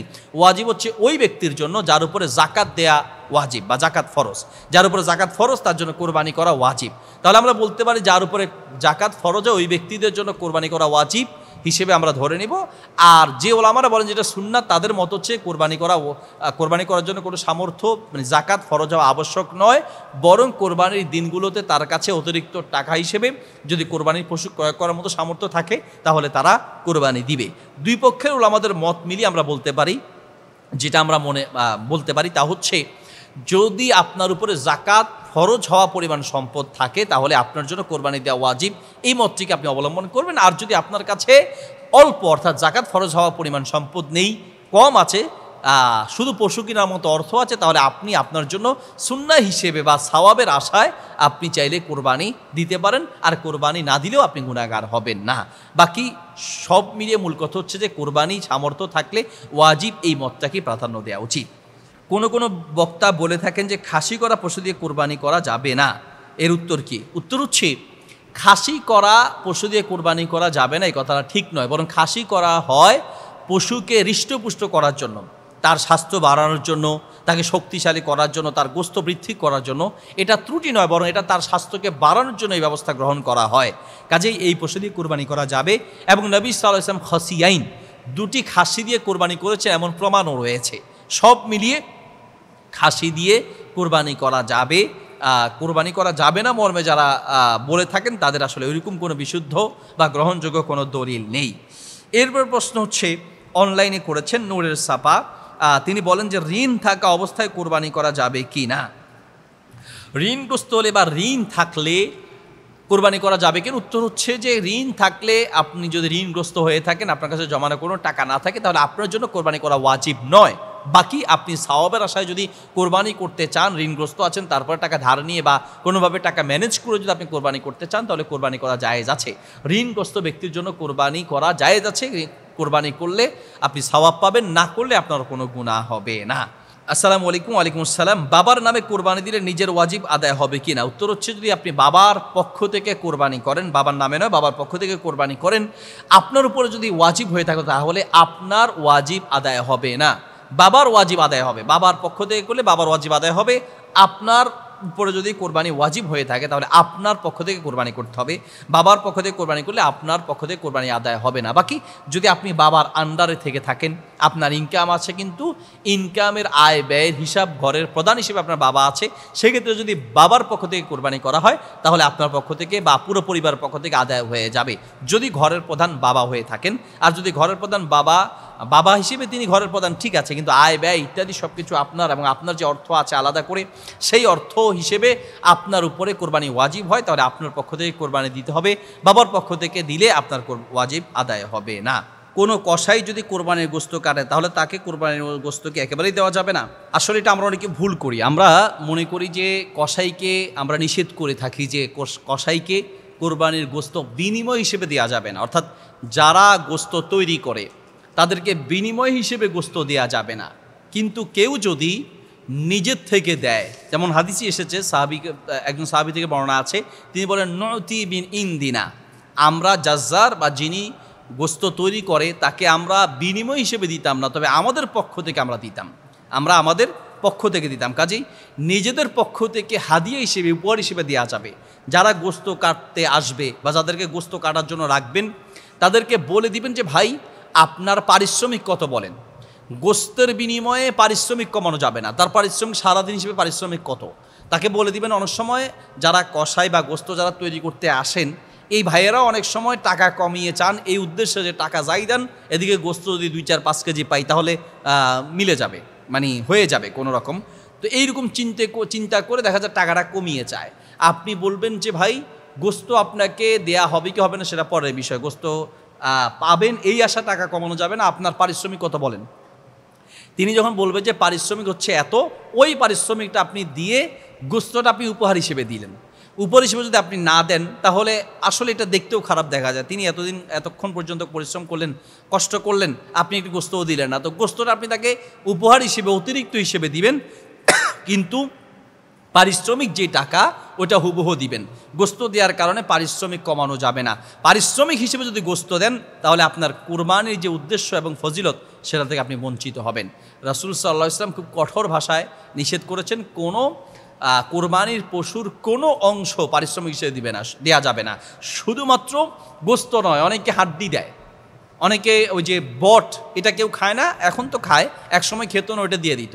কেউ বা চামড়া দেয়, যে যা সারাদিন কষ্ট করছো, চামড়াটা তুমি নিয়ে যাও, টাকা হয়তো কমায় দিল অথবা দিল না, বিনিময়ে চামড়া দিল। তার মানে লা তাবিউহা, নবী সাল্লাল্লাহু আলাইহি ওয়াসাল্লাম বলেছেন কোনো বিনিময় হিসেবে বিক্রি করতে যেও না। বিনিময় হিসেবে কোরবানির পশুর শুধু গোস্ত নয়, কোনো অংশই দেয়া যাবে না। যদি কেউ কোনো অংশ দেন তাহলে শুধুমাত্র এটা উপহার হিসেবে, অতিরিক্ত হাদিয়া হিসেবে দেয়া যাবে। এরপর প্রশ্ন হচ্ছে লেজ কাটা বা শিং ভাঙা পশু দিয়ে কোরবানি করা যাবে কিনা। উত্তর হচ্ছে লেজ যদি খুব সামান্য পরিমাণ কাটা থাকে তাহলে এই পশু দিয়ে কোরবানি করা যাবে। শিং যদি অল্প একটু ভাঙা থাকে তাহলে এটা দিয়ে কোরবানি করা যাবে। কিন্তু বাকি কথা হলো আপনি পশু কিনবেন কোরবানি করার জন্য, সামান্য লেজ কাটা সামান্য শিং ভাঙাও কেন কিনবেন? দেখে শুনে একেবারে নির্ভেজাল, কোনো সমস্যা নয়, প্রয়োজন একটু ছোট কিনেন, তারপরেও একদম হৃষ্টপুষ্ট অথবা কোনো সমস্যা নাই এরকম সমস্যা থেকে মুক্ত দেখে তারপরে কেনার চেষ্টা করবেন। কোনো কারণে কেনার পরে দেখলেন যে পাওয়া যাচ্ছে না, শিং একটু ভাঙা এটা ছাড়া পাচ্ছেন না, বা লেজ একটু কাটা এটা ছাড়া পাচ্ছেন না, তাহলে নিয়ে নিলে কোরবানি হয়ে যাবে। কিন্তু চেষ্টা করতে হবে একেবারেই ত্রুটি থেকে মুক্ত দেখে তারপরে কোরবানি করা। বাকি শিং যদি একেবারে উঠিয়ে ফেলা থাকে, অর্থাৎ গোড়াসহ উঠে গেছে, ভেঙে গেছে, অথবা লেজ গোড়াসহ কেটে গেছে বা বেশিরভাগ পরিমাণ কেটে গেছে, তাহলে সেই পশু দিয়ে কোরবানি করা যাবে না। কোন রঙের গরু দিয়ে কোরবানি করা উত্তম? কোন রঙের পশু দিয়ে কোরবানি করা উত্তম? হ্যাঁ, এর উত্তর হচ্ছে যে কোরবানির পশুর রঙের ক্ষেত্রে উত্তম হচ্ছে আল বাইদ, সবচেয়ে উত্তম হচ্ছে সাদা, তারপরে আল আফরা, এরপর হচ্ছে মেটো রঙের বা লাল, এরপরে লাল, তারপর হচ্ছে কালো। আমরা এটা অনেকে জানি না। আমরা এই রঙের যে পার্থক্যটা এটা যদি আমরা জানি তাহলে হয়তো বা সাদাটাই আমরা প্রাধান্য দেওয়ার চেষ্টা করবো। ইনশাআল্লাহ রাসূল সাল্লাল্লাহু আলাইহি ওয়াসাল্লাম সাদাটাকে প্রাধান্য দিয়েছেন, এই জন্য সাদাটা সবার সবচেয়ে ভালো, তারপর হচ্ছে একটু ধূসর রঙের, তারপরে লালচে ধূসর রং বা লাল, এরপরে হচ্ছে কালো। হ্যাঁ, বাকি কালোটা দিয়ে করলেও আপনার কোরবানি হয়ে যাবে, কিন্তু কেনার ক্ষেত্রে একটু সাদাগুলো দেখেই কেনার চেষ্টা করতে হবে, আর একটু মোটা তাজা দেখে। আমরা অনেক সময় দাম কমানোর জন্য একেবারে নরমাল যত মোটা হবে, আপনি দুইটা করাচ্ছে বরং একটা দেখে শুনে ভালো, স্বাস্থ্য ভালো, গোস্ত ভালো, ত্রুটি মুক্ত থেকে কিনা উত্তম। সাদা রঙের চেষ্টা করবেন, মোটা তাজা দেখে কেনার চেষ্টা করবেন। সাদা রঙের না পেলে ধূসর রং বা মাটির রঙের বা লাল কালারের, এরপরে না পেলে আপনি কালো, সম্পূর্ণ কালো, অথবা সাদার মধ্যে কালো হলে অসুবিধা নেই, একান্ত না পেলে আপনি কালো কোরবানি করা যেতে পারে। নারী এবং পুরুষের মধ্য থেকে কোন জাতেরগুলো উত্তম? এই ক্ষেত্রে পুরুষ জাতেরগুলো উত্তম, যদি সম্ভব হয় তাহলে পুরুষ জাতেরগুলো উত্তম, বা যেটার দাম যত বেশি, অর্থাৎ যার গোস্ত যত ভালো হবে, গোস্ত বেশি হবে, সেটা উত্তম। আল আসমান যেটাকে বলে হাদিসের ভাষায় বা ফিকের ভাষায় আসমান, মানে মোটা তাজা দেখে কেনার চেষ্টা করতে হবে। রঙের দিক থেকে সাদা এবং স্বাস্থ্যের দিক থেকে মোটা তাজা নিতে হবে, সকল ত্রুটি থেকে মুক্ত দেখে নেয়ার চেষ্টা করতে হবে। এরপরে পশুর ক্ষেত্রে ভাগে দেওয়ার চেয়ে একা কোরবানি দেওয়া উত্তম। যদি সম্ভব হয় একা একটা গরু দিবেন, অথবা গরু না পারলে একটা ছাগল দিবেন, আর যদি একান্ত আত্মীয়র সাথে সম্পর্ক নষ্ট হওয়ার সম্ভাবনা থাকে তাহলে ভাগে দিতে পারবেন। সবচেয়ে উত্তম হচ্ছে উট দিয়ে দেয়া, তারপর উত্তম হচ্ছে গরু দিয়ে দেওয়া, তারপর উত্তম হচ্ছে ছাগল দিয়ে দেয়া, এবং শেয়ারে বা ভাগে কোরবানি দেওয়ার চেয়ে একা কোরবানি দেওয়া উত্তম। কোরবানির পশু কিনে আনার সময় যদি পা ভেঙে যায় তাহলে ওই পশু দিয়ে কোরবানি করা যাবে কিনা। অনেক সময় এটা হয় যে আমরা কোরবানি পশু আনার সময় তাকে গাড়িতে উঠানোর জন্য, বা সে হাঁটতে চাচ্ছে না, এতদিন এক মালিকের বাসায় ছিল, এতদিন এক রাস্তায় ছিল, নতুন রাস্তায় আনার সময় সে লাফালাফি করে, যেতে চায় না, তখন অনেকে লাঠি দিয়ে তার আঘাত করে, পা ভেঙে যায়, শরীরে দাগ বসে যায়। যদি আপনার কোনো অবহেলার কারণে বা আপনার মাইরের কারণে, আপনার ত্রুটির কারণে যদি পশু ক্ষতিগ্রস্ত হয়, পা ভেঙে যায়, তাহলে সেই পশুর পরিবর্তে আরেকটা ভালো পশু দিয়ে কোরবানি করতে হবে। হ্যাঁ, নিজের অনিচ্ছায় নিয়ে আসার সময় জ্যামের কারণে, বা অনেক সময় গাড়ির চাপায় পড়ে বা গাড়ি ধাক্কা লেগে তার পা ভেঙে গিয়েছে, আপনি কিনেছেন ভালো, পরে যদি পা ভেঙে যায়, চোখের সমস্যা বা অন্য কোনো ত্রুটি দেখা যায়, এটার কারণে আপনার কোরবানির কোনো সমস্যা হবে না, আপনার কোরবানি হয়ে যাবে। কারণ আপনি কেনার সময় ভালো দেখে কিনেছেন, কিনতে গিয়ে অবশ্যই ভালো দেখে কেনার চেষ্টা করতে হবে, পরবর্তীতে সমস্যা হলে এতে করে কোরবানির কোনো সমস্যা হবে না। এরপরের প্রশ্ন মোহাম্মদ উষার অনলাইনে প্রশ্ন করেছেন। তিনি প্রশ্ন করেছেন গরু কুরবানি দিলে সওয়াব বেশি নাকি ছাগল কুরবানি দিলে সওয়াব বেশি? উত্তর হচ্ছে সবচেয়ে বেশি সওয়াব হচ্ছে উট দিয়ে কুরবানি করা, যেটা আমাদের বাংলাদেশের প্রায় সম্ভব নয় বলা যায়। তারপরে উত্তম হচ্ছে উটের পর হচ্ছে গরু, তারপর হচ্ছে ছাগল। তো বাকি উট দিয়ে আপনি যদি একা একটি উট দিয়ে কোরবানি করতে পারেন, একা একটি উট দিয়ে বা একা একটি গরু দিয়ে কোরবানি করতে পারেন, এটা উত্তম। যদি গরু একটা নেওয়ার মতো তৌফিক আপনার না থাকে, ভাগে আপনি অংশগ্রহণ করতে হয়, তাহলে সেই ক্ষেত্রে ভাগে অংশগ্রহণ করার চেয়ে আবার ছাগল দিয়ে কোরবানি করা উত্তম। ভাগে দেওয়ার চেয়ে একা ছাগল দিয়ে কোরবানি করা উত্তম। এরপরে অনলাইনে প্রশ্ন এসেছে মোহাম্মদ তুফাইল ভাই তুফাইল হোসেন, তিনি প্রশ্ন করেছেন কারো নামে কোরবানি করা কি জায়েজ? উত্তর হচ্ছে যে কারো নামে কোরবানি হবে না, কোরবানি হবে অমুক অমুকের পক্ষ থেকে, একমাত্র আল্লাহর নামে কোরবানি হবে। এরপর প্রশ্ন করেছেন ফেসবুকে অনলাইনে আনিসুর রহমান সাহেব, শ্বশুর বাড়ি থেকে আনা পশু দিয়ে কোরবানি করতে পারবে কি? উত্তর হচ্ছে শ্বশুর বাড়ি থেকে যদি আপনার চাওয়া ছাড়া, কোনো ইঙ্গিত প্রদান করা ছাড়া কোরবানির পশু দেয় হাদিয়া হিসেবে, আর সেটা দিয়ে যদি আপনার পক্ষ থেকে আপনি কোরবানি করতে চান, তাহলে এটা আপনার জন্য জায়েজ আছে।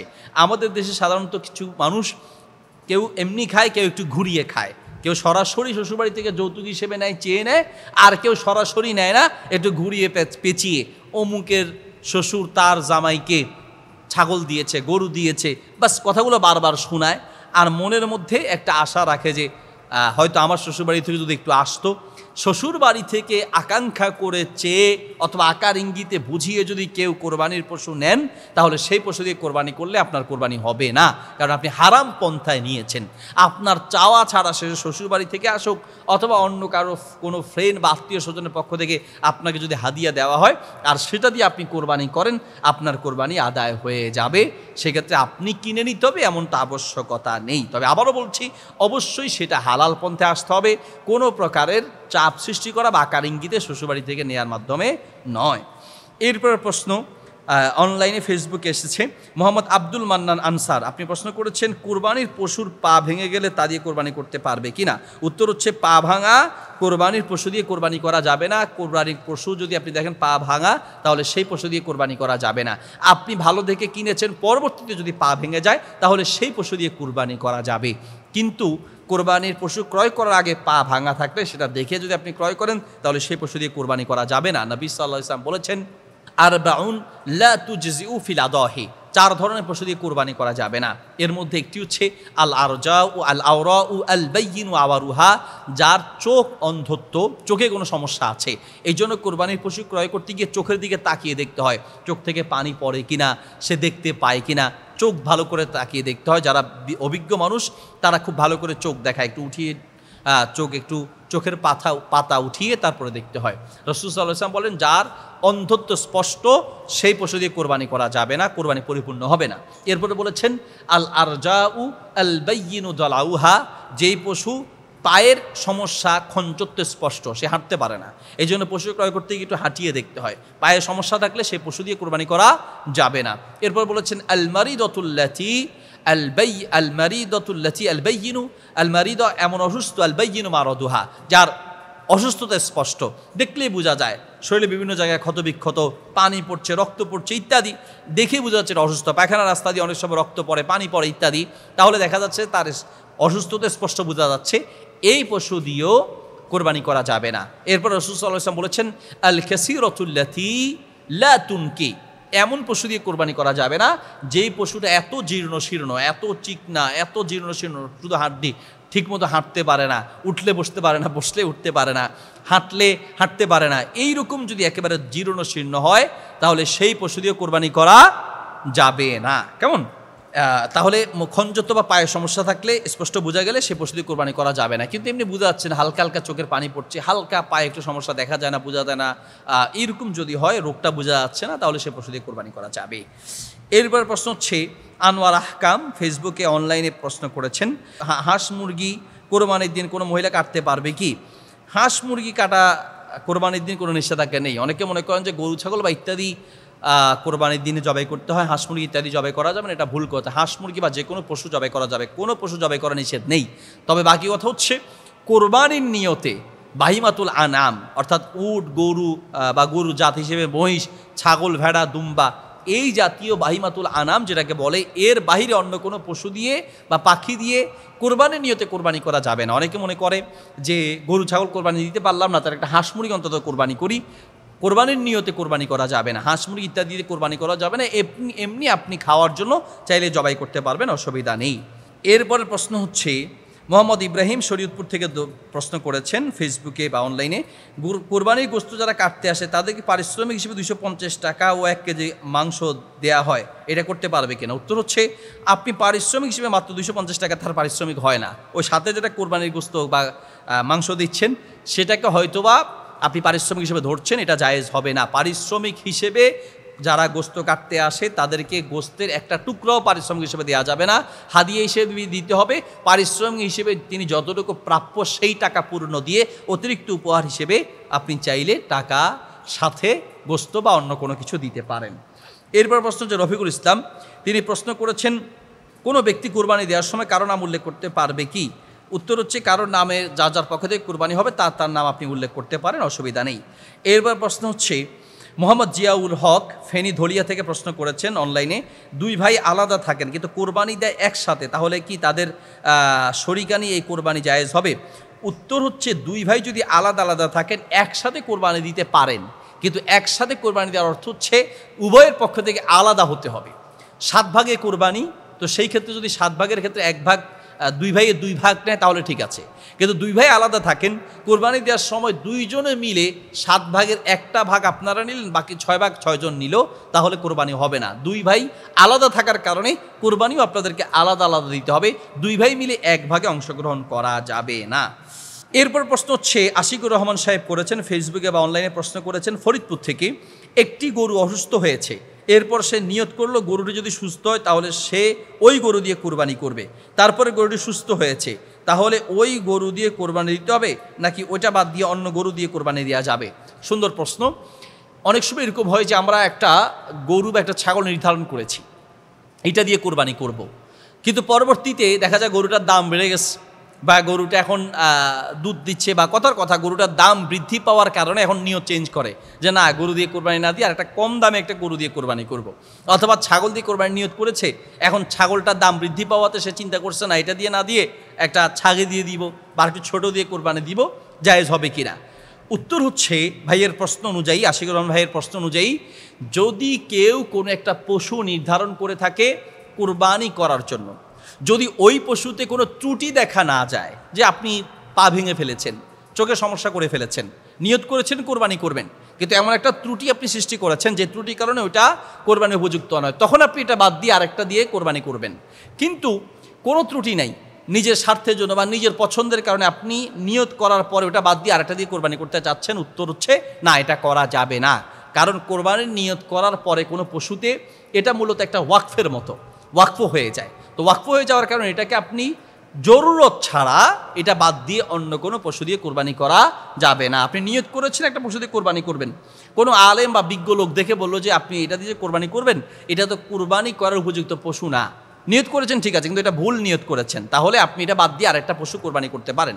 কিন্তু যেটা আপনি নিয়ত করেছেন সব ঠিক আছে, আপনি আপনার স্বার্থের জন্য বা আপনি আপনার নিজের প্রয়োজনে, অথবা আপনি মনে করছেন যে না এর চেয়ে আরেকটু হৃষ্টপুষ্ট বা আর একটু ভালো নেবেন, দরকার নেই, এটা যদি কোরবানির হক আদায় করা যা আছে সব যদি ঠিক থাকে তাহলে আপনাকে এটা দিয়ে কোরবানি দিতে হবে, কারণ আপনি এটা নিয়ত করেছেন যেটা একটা ওয়াকফের মতো। কোনো কোরবানির পশু ক্রয় করার পরে যদি কুকুরে কামড় দেয় তাহলে সেই পশু দিয়ে কোরবানি হবে কি? উত্তর হচ্ছে কোরবানির পশু ক্রয় করার পরে আপনি ভালো ক্রয় করেছেন, এখন বাড়িতে রাখার পরে এই সমস্যাটা অনেকের হয়, কুকুর কামড় দেয়। এখন কুকুর যেন কামড় না দেয় সেই জন্য আপনাকে সতর্ক থাকতে হবে। তো যদি কামড় দিয়ে ফেলে তাহলে সেই পশু দিয়ে কোরবানি করলে কোরবানি হবে কি না? উত্তর হচ্ছে কোরবানি হয়ে যাবে, বাকি ওই পশুর গোস্ত খাওয়া যাবে কি না, কামড় কী পরিমাণ দিয়েছে, এটা ডাক্তারদের সাথে পরামর্শ করতে হবে। ডাক্তার যদি বলেন যে না এই পশুর গোস্ত খাওয়াতে শারীরিক কোনো অসুবিধা হওয়ার সম্ভাবনা নেই, তাহলে আপনি পশু গোস্ত খেতে পারেন, বাকি কোরবানি দিলে কোরবানি হয়ে যাবে। অর্থাৎ এক কথায় কোরবানির পশু ক্রয় করার পরে সেটা কুকুর শিয়াল যা কিছুই কামড় দিক না কেন, আপনি চাইলে সেই কোরবানির পশু কোরবানি করতে পারবেন, কোরবানি হয়ে যাবে। পশুর গোস্ত খাওয়া যাবে কিনা এই ফতোয়া মুফতি সাহেব দিয়ে লাভ নেই, এটা ডাক্তার বা চিকিৎসক বা অভিজ্ঞ ব্যক্তিরা দিবে। অর্থাৎ গোস্ত খাওয়া যাবে কি না সেটা ডাক্তারের কাছে খোঁজ নিতে হবে, বাকি কোরবানির মাসালার দৃষ্টিকোণ থেকে কোরবানি হয়ে যাবে। এরপর প্রশ্ন হচ্ছে যারা কোরবানি করবে তারা জিলহজ মাসের চাঁদ দেখা যাওয়ার পর থেকে নখ চুল ইত্যাদি কাটা থেকে বিরত থাকা উচিত, তবে যদি কেউ ভুলে কেটে ফেলে তাহলে করণীয় কি? উত্তর হচ্ছে কেউ ভুলে কেটে ফেললে আল্লাহ তাআলা মাফ করে দিবেন। যদি ভুলে কেটে ফেলেন তাহলে আপনার কোরবানি হয়ে যাবে, কোরবানির ক্ষেত্রে সমস্যা হবে না বা আপনি গুনাহগার হবেন না, বা আপনার যে ফজিলত সেটা আপনি পেয়ে যাবেন ভুলে কাটার কারণে। তবে মনে আসার সাথে সাথেই কাটা থেকে বিরত থাকতে হবে। যদি অনিচ্ছায় চুল পড়ে গেছে, পশম পড়ে যাচ্ছে বা আপনি ভুলে নখ কেটে ফেলেন তাহলে ইত্যাদির কারণে আপনার ওই ফজিলতটা আপনি পেয়ে যাবেন। এরপরের প্রশ্ন হচ্ছে মোহাম্মদ সাইফুল ইসলাম সাহেব, তিনি ফেসবুক পেজে অনলাইনে প্রশ্ন করেছেন, বাজার থেকে গরু ক্রয় করে হাসিল না দিয়ে কোরবানি করলে অসুবিধা হবে কি? উত্তর হচ্ছে অসুবিধা হবে মানে অবশ্যই অসুবিধা হবে, কারণ আপনি এটা একটা চুরির পন্থা অবলম্বন করলেন। আমাদের মানুষের কিছু মানুষের একটা বড় বদ অভ্যাস, এত লাখ টাকার গরু আপনি ক্রয় করলেন, মাত্র হাসিল করতে গিয়ে 1-1,500 বা 500-2,000 টাকা আপনার খরচ হবে, এটা না দিয়ে আমরা এখানে চুরির একটা পন্থা অবলম্বন করি। অনেকেই কি করে, গরুওয়ালাকে বলে দেয় যে আপনি নিয়ে চলে যান, বলবেন যে বিক্রি করবো না, এটা বলে চলে যাবেন, সামনে বাজারে গিয়ে দাঁড়ান, আমি টাকা নিয়ে আসতেছি, ওখান থেকে নিয়ে যাব। কি হবে? ওই যে হাসিল দেওয়াটা থেকে বেঁচে যাবে। অথচ যারা হাসিলের বাজারে আয়োজন করেছেন, তারা এখানে শ্রম দিয়েছেন, লাইটিং ইত্যাদি শ্রম দিয়েছেন, খরচ করেছেন, তিনি টাকা খরচ করে এত কিছু করলেন, আপনি সেখানে যাওয়ার পরে ক্রেতা পেলেন, তাহলে আপনি সেখানে যে গেলেন, আপনি হাসিল বিক্রি করলে হাসিল দিতে আপনি বাধ্য। আর যদি হাসিল না দেন তাহলে আপনি চুরির পন্থা অবলম্বন করলেন। হয়তো বা আল্লাহ কবুল করে নেবেন কোরবানি, কিন্তু আপনি যে চুরির পন্থা অবলম্বন করলেন, এই জন্য আপনি গুনাহগার হবেন। এই জন্য হাসিল না দিয়ে এই চুরির পন্থা অবলম্বন করা যাবে না। হ্যাঁ, বাজারে নেয় বাড়ি থেকে বিক্রি করেছে, তাহলে হাসিল দেওয়া আবশ্যক নয়, আপনি আপনার বাড়িতে রেখে বিক্রি করেন, আপনি অন্য কোথাও বিক্রি করেন। কিন্তু যদি বাজারে আপনি নিয়ে যান আর বাজারে যদি হাসিল দেওয়া বাধ্য থাকে, তাহলে আপনাকে অবশ্যই সেখানে হাসিল দিতে হবে। হাসিল না দিয়ে কোরবানির পশু ক্রয় করে নিয়ে চলে গেলেন, তাহলে আপনি গুনাহগার হলেন। এরপর প্রশ্ন হচ্ছে, মুহিত জামিল ফেসবুকে অনলাইনে প্রশ্ন করেছেন, কুরবানির গোশত দিয়ে বিয়ের অনুষ্ঠানের নিয়ত করা যাবে কি? উত্তর হচ্ছে, কুরবানির পশু আপনি কুরবানি করবেন আল্লাহ সন্তুষ্টির জন্য। গোশত যেগুলো থাকবে, আপনি যদি চান যে সেই গোশত দিয়ে আপনি বিয়ের অনুষ্ঠান বা অন্য কোনো অনুষ্ঠানে মানুষকে খাওয়াবেন, তাহলে আপনার জন্য জায়েজ আছে। কিন্তু ওই নিয়তে কোরবানির পশু যদি ক্রয় করেন বা ওই নিয়তে যে আমি মানুষকে খাওয়াবো, মানে একটা অনুষ্ঠান করবো, বিয়ের অনুষ্ঠানে খাওয়াবো, ওই নিয়তে যদি আপনি কোরবানি করে থাকেন, তাহলে আপনার কোরবানি কবুল হবে না, গোশত খাওয়া হবে। এই জন্য আল্লাহ সুবহানাহু ওয়া তাআলা বলেন, লা ইয়ানালাল্লাহু লুহুমুহা ওয়ালা দিমাউহা ওয়ালাকিন ইয়ানালুহুত তাকওয়া মিনকুম। তোমাদের পক্ষ থেকে গরুর পশুর গোশত রক্ত কিছুই আল্লাহর কাছে পৌঁছায় না, বরং তোমাদের তাকওয়াটা পৌঁছায়। তো আপনার তাকওয়া যদি থাকে তাহলে আপনি সওয়াব পাবেন। নিয়ত যদি ঠিক থাকে, কোরবানির নিয়ত থাকে, তাহলে আপনি সওয়াব পাবেন। আর যদি কোরবানির গোশত তো এমনি থেকে যাবে, আপনি খাবেন, তো সেই হিসেবে এটা দিয়ে যদি কোনো অনুষ্ঠান করতে চান, এটা জায়েজ আছে। কিন্তু কোনো মতে যেন নিয়ত নষ্ট না হয়, সেদিকে আমাদেরকে সতর্ক থাকতে হবে। এরপর প্রশ্ন হচ্ছে, এসো ইসলামের আইডি থেকে ফেসবুকে অনলাইনে আমাদেরকে প্রশ্ন করেছেন, একটি গরুতে 3 জন কিংবা 5 জনে মিলে কোরবানি দিতে পারবে কি? উত্তর হচ্ছে পারবে। আমরা অনেকেই মনে করি যে গরুর ক্ষেত্রে 7 ভাগ 7 ভাগই হতে হবে। 3 জন বা 5 জন হলে বাকি 2 জন, 5 জন হলে বাকি 2 জন, 3 জন হলে বাকি 4 জন। আমরা বিভিন্ন জায়গা থেকে খুঁজে নেই বা বিভিন্ন নাম দিয়েই মনে করে থাকি যে না, এখানে 7 জন না হলে হবে না। এটা ভুল কথা। গরুতে সর্বোচ্চ 7 জন আর সর্বনিম্ন 1 জন, মাঝখানে 2 জন হোক, 3 জন হোক, 4 জন হোক, 5 জন হোক, 6 জন হোক, যেই কোনো ভাগেই দেয়া যাবে। সর্বোচ্চ 7 ভাগ, 7 ভাগের বেশি যাওয়া যাবে না। আর সর্বনিম্ন 1 জন তো অবশ্যই হবে। 2 জন, 3 জন, 4 জন, 5 জন, 6 জনের পক্ষ থেকেও কোরবানি দেওয়া যাবে। 7 ভাগেই হতে হবে এমনটা আবশ্যক নয়। ছাগলের ক্ষেত্রে 1 ভাগ বা 1 জনের পক্ষ থেকে হতে হবে। গরুর ক্ষেত্রে 7 জনের ভাগ পক্ষ থেকে, গরু বা উটের ক্ষেত্রে 7 জনের পক্ষ থেকে কোরবানি দেওয়া যায়। এরপর প্রশ্ন হচ্ছে, মোহাম্মদ সুলাইমান হুসাইন ফেসবুকে অনলাইনে প্রশ্ন করেছেন, মৃত ব্যক্তির পক্ষ থেকে কোরবানি দেওয়া যাবে কিনা? উত্তর হচ্ছে, মৃত ব্যক্তির পক্ষ থেকে মৃত ব্যক্তি যদি ওসিয়ত করে যায়, তাহলে অবশ্যই তার পক্ষ থেকে কোরবানি দেওয়া যাবে এবং কোরবানি দিতে হবে। যদি মৃত ব্যক্তি ওসিয়ত করে যায়, তৌফিক থাকে, তাহলে অবশ্যই কোরবানি দিতে হবে এবং কোরবানি দেওয়া যাবে। বাকি মৃত ব্যক্তি কিছুই বলে যায় নাই, হয়তো আশা ছিল বা আপনি নিজের পক্ষ থেকে কোরবানি দিতে চান, তাহলে কোরবানি করা যাবে কিনা ওলামাদের 2টি মন্তব্য বা 2 ধরনের মত রয়েছে। এক পক্ষের ওলামাদের মন্তব্য হচ্ছে দেয়া যাবে না, কারণ মৃত ব্যক্তির পক্ষ থেকে কোরবানি দেওয়ার সেই রকম কোনো প্রচলন পাওয়া যায় না বা সরাসরি স্পষ্ট কোনো দলিল পাওয়া যায় না বলে অনেকেই নিষেধ করে থাকেন।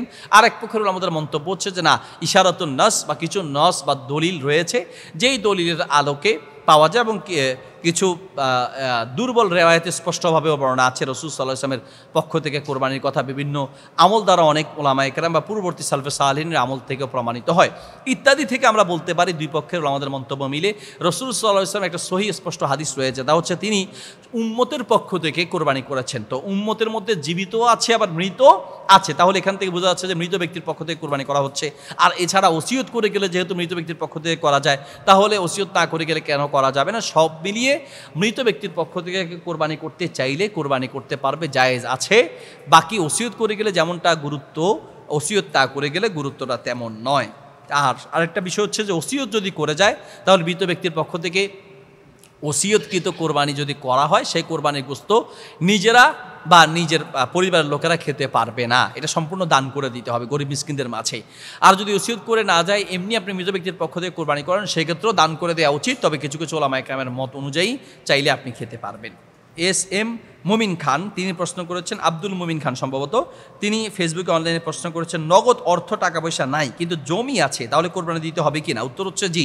যদি জমি থাকে এবং চাইলে আপনি জমি বিক্রি করতে পারবেন, এরকম হয় জমি আছে চাইলে আপনি বিক্রি করতে পারবেন, তাহলে আপনাকে কোরবানি দিতে হবে যদি আপনি নেশাবের মালিক হয়ে থাকেন।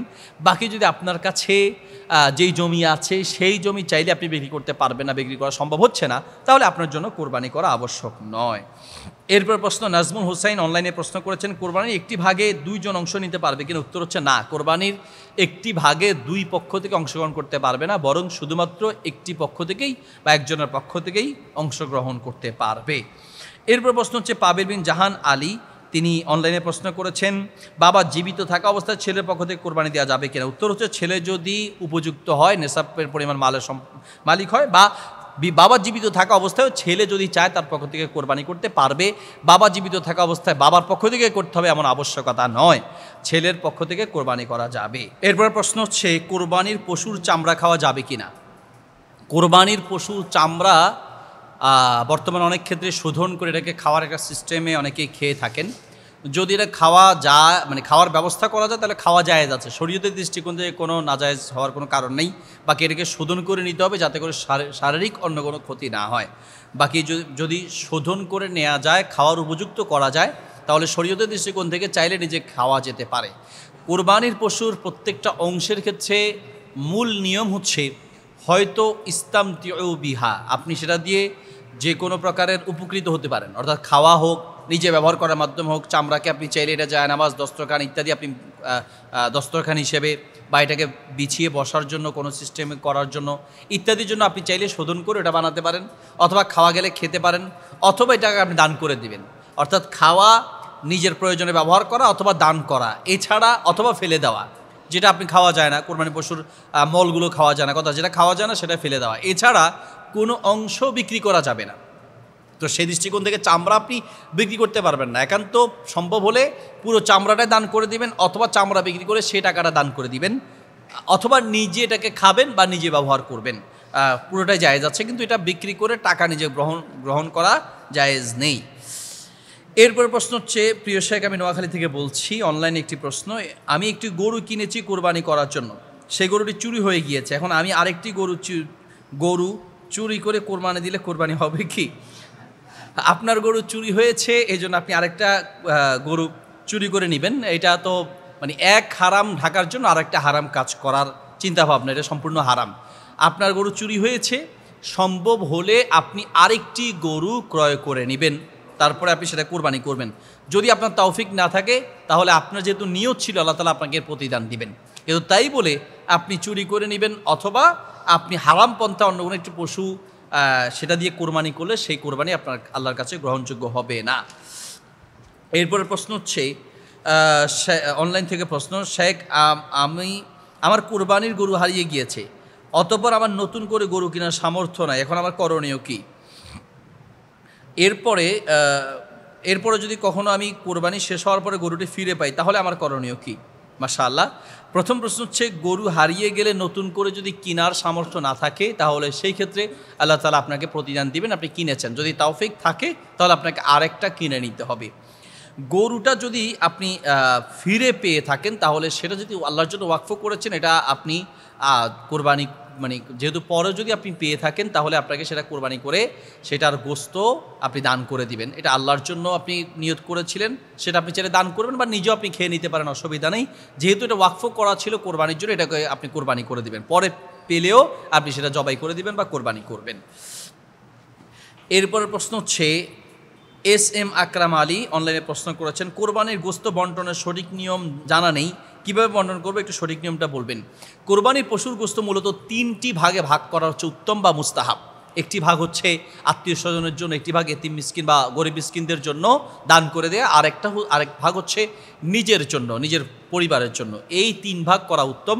কিন্তু 3 ভাগই করতে হবে এমনটা আবশ্যকতা নেই। সম্ভব হলে 3 ভাগ করা উত্তম।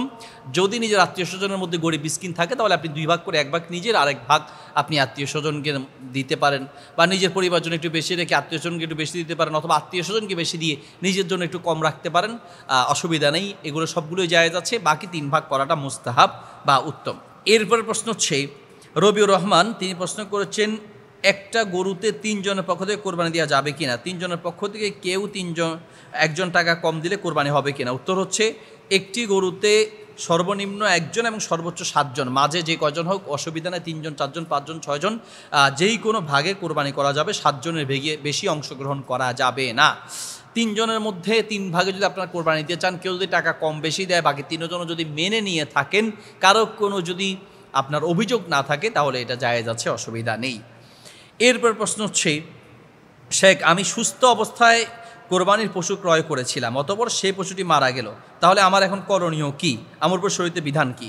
কোরবানির পশু সুস্থ অবস্থায় ক্রয় করার পরে যদি কোরবানি করার আগেই সেটি মারা যায়, তাহলে সেই ক্ষেত্রে তাওফিক থাকলে আপনি আরেকটি পশু ক্রয় করে কোরবানি করতে পারেন। আর যদি তাওফিক না থাকে, মারা যায়, তাহলে আল্লাহ তাআলা আপনাকে প্রতিদান দিবেন, সওয়াব দিবেন, কারণ আপনার নিয়ত ছিল। আর নিয়ত করলেই সওয়াব পাওয়া যায়। আল্লাহ সুবহানাহু ওয়া তাআলার মানে দয়ালু, এতই দয়ালু তিনি, নবী সাল্লাল্লাহু আলাইহি ওয়াসাল্লাম বলেন, ওয়া ইন্নামা লিকুল্লি মিম্মা নাওয়া, মানুষ যা নিয়ত করে তাই সে পাবে। অর্থাৎ নিয়ত করার সাথে সাথে আপনি প্রতিদান সওয়াব পেয়ে যাবেন। যদি কোনো কারণে মারাও যায়, আপনি সওয়াব পূর্ণ পাবেন ইনশাআল্লাহ। এরপর প্রশ্ন হচ্ছে, আসসালামু আলাইকুম। ওয়ালাইকুম আসসালাম। কুরবানির পশু কেনার পর তাতে যদি ওলানে দুধ থাকে তাহলে খাওয়া যাবে কি? উত্তর হচ্ছে, কোরবানির পশু ক্রয় করার পর যদি দুধ থাকে, সেই দুধ উচিত হচ্ছে দান করে দেয়া। আর যদি দান না করে আপনি খেতে চান, তাহলে তার মূল্য আপনি দান করে দিবেন।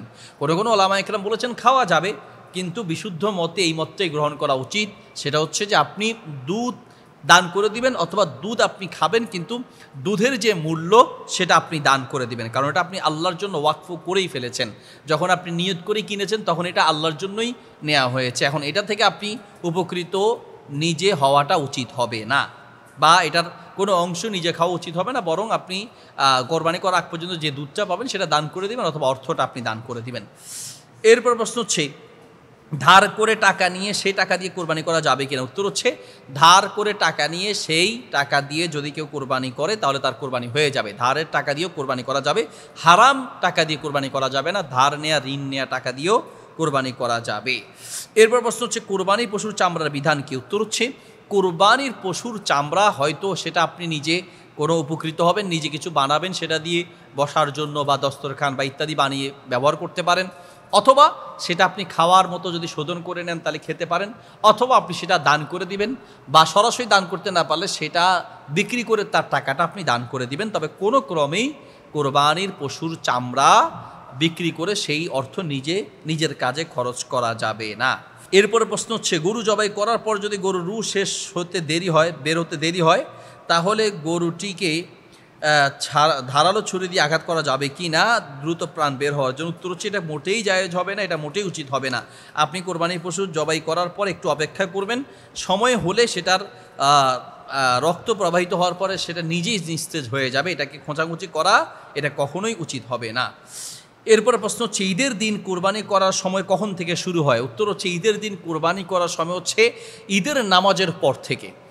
কেউ বিদেশে থাকেন, তার কোরবানি পশুটা কোরবানি হবে দেশে, তো সেই ক্ষেত্রে ওই দেশে হয়তো আগে নামাজ হয়ে গিয়েছে, তাহলে এখানে কোরবানি করবে কখন? উত্তর হচ্ছে, এখানে কোরবানির পশুটা যেখানে থাকবে ওখানে নামাজ শেষ হলে এরপরে কোরবানি করবে।